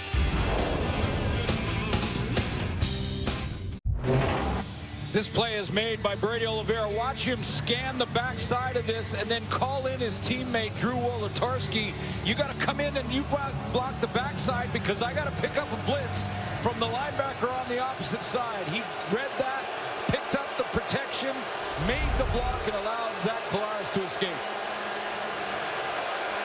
Collaros on first down. Down the middle of the field again. It's Dembski. Dembski's got it to the 30. Dembski on the backside. What's happening? The Riders grab it, and their defense comes up with it again. You've got to be kidding me. Marcus Sales has it, and he'll eventually find a little bit of space now. He won't go down. And finally, they get him at the 30. What a turn of events as the Riders defense comes up big. He said it at halftime. He said the key play to Britt on the sideline, the key play in this game is probably going to come down to a turnover. Nick Dembski looks like he might score, and guess who chases him down from behind? Jameer Thurman has him around the shoulder pads and then punches the ball out with the right hand. Called his shot, created the turnover, and maybe that is the big play that is the difference tonight. What a play by Thurman. Had 3 fumble recoveries coming into this game. Forces the fumble there. Crowd erupted. Dembski can't believe it. He was thinking touchdown the other way. Thurman, other ideas. Patterson now. Can he put together a drive to seal this away? A.J. Ouellette, 3 yards on that first down carry, maybe 4. Still lots of time for the Bombers to get a stop. No question. No question, lots of time. That's why you can see Shea Patterson locking in right now. Now, can Willie Jefferson block one of these throws? It's a throwing down, maybe screen draw for high percentage, but they need at least 1 more first down, probably 2, to try and grind that clock down. Huge stop here if the Bombers can get it. Patterson needs 7 for a first down. He'll send Ouellette out to his right. Bombers are going to bring everybody. Patterson gets it away. First down and some more. Joe is going to go down to the 40, 35 before he's pushed out of bounds by Evan Holm. Wow. Look at that kid run.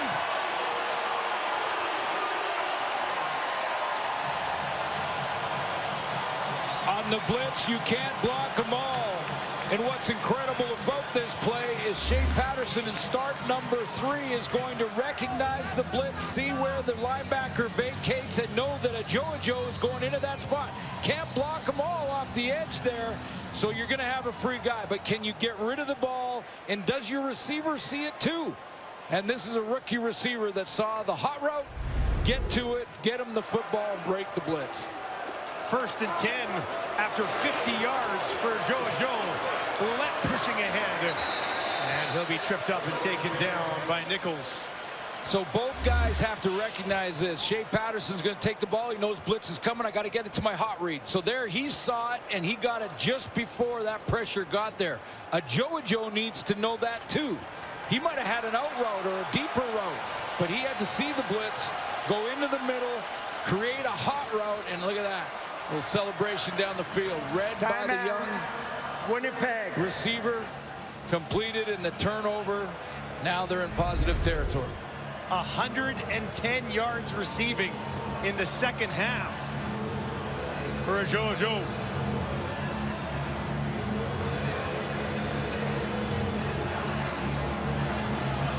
What an athlete. Got that stride going, and he was galloping away to the races on that last one. Timeout called here with 1:58 on the clock. A.J. Ouellette in pain on the sideline. O'Shea watches on.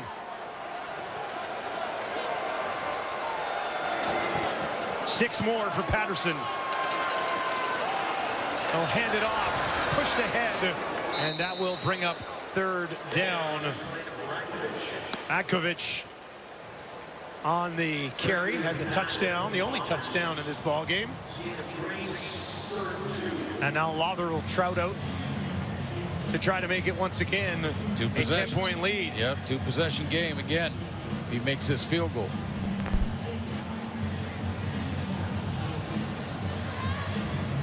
Riders looking to improve to 3-0 at home to start the campaign.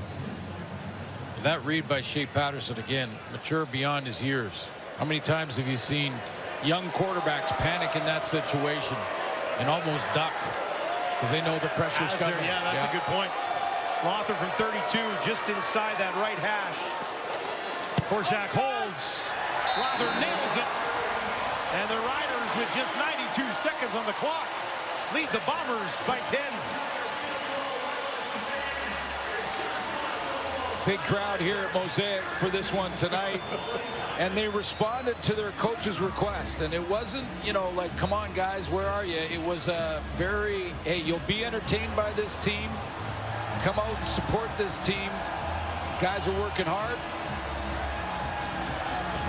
And the fans came through big time. Over 30,000 tonight.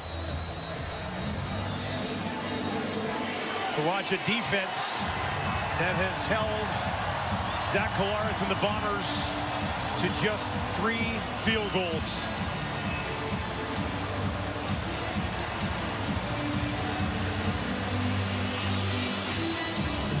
Case, Johnny Augustine go back to receive this kick. Packed house on a nice summer night. Oh, beautiful.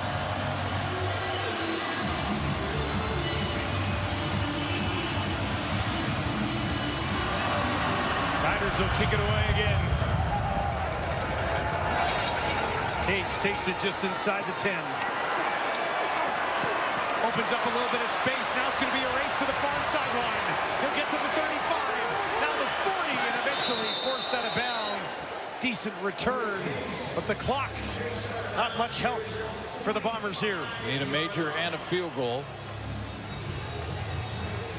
This is right around that time where, you know, again, the discussion in the bar with your buddy where you say, if Zach Collaros gets a chunk play and gets in field goal range, they kick it right away. That takes care of one score. Then they got to go onside kick, try to get the ball back, and now you get another. Or do you keep going thinking you want the major first? I just throw 3 Hail Marys and hope that it works. Collaros down the field. Detsky can't hang on. Pops too, didn't he? It has been a physical game. There's no question. Down in the trenches for sure, but also back there in the back end, a couple of hits from Roland Milligan. This was, I believe, Lacombe coming in, getting his head out of the contact area. That's textbook.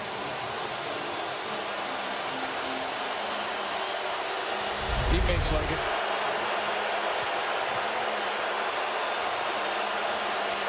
Second and 10 for Collaros. He's in trouble and he's taken down. Caleb Sanders gets there. First CFL sack.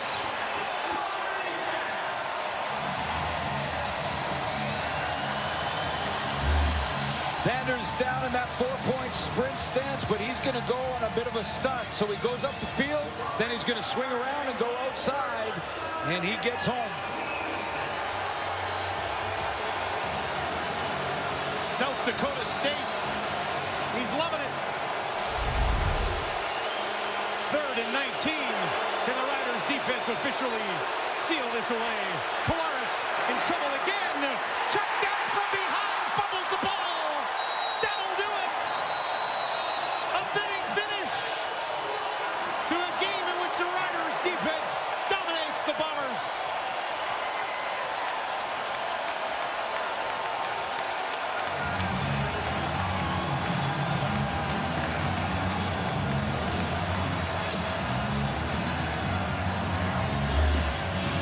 Coverage downfield, just 3-man pressure. Everyone else going to drop off for the Riders, and Zach Collaros just can't find the deep ball. And now he's in trouble. No way he could launch it from just trying to scramble around like that. Carney ends up getting there and causing another turnover, but the Bombers recovered, didn't get yards gained, so it's Saskatchewan ball.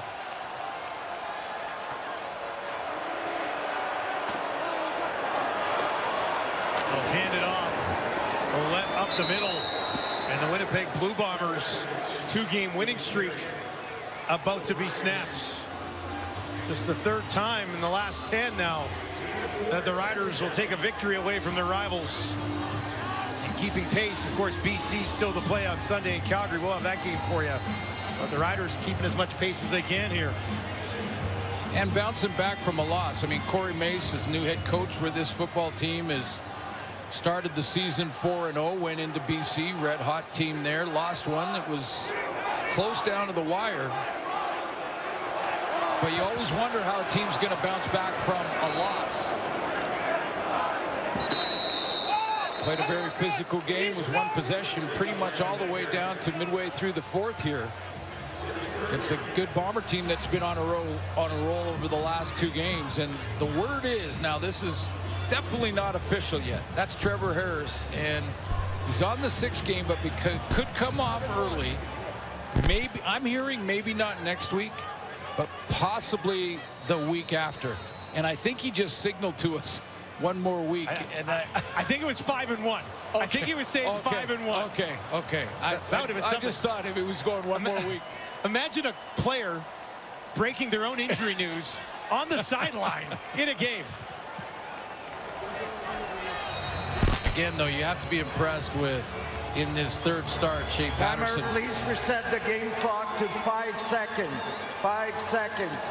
Now Patterson's going to work with Trevor in the quarterback room, preparing for every one of these starts, and that's a big part of his development. But I just his poise beyond his years as a starter. He's been in the league for a while, so going back to BC in 21 and that kind of thing. Had to win the backup job this year, though. Exactly. But has shown great growth in just 3 games, and I think he'd be well over 300 if not for a few drops in the 1st quarter. 261 yards and a touchdown pass for Patterson. On the run as the clock ticks down. Big Hill pops him right at the end of the game, and now they're going to go after Big Hill. Brammer went right at number 4.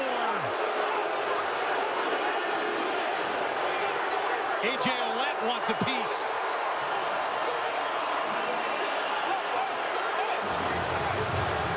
And the officials will try to separate the Bombers and Riders, setting the stage for Labor Day, doesn't it?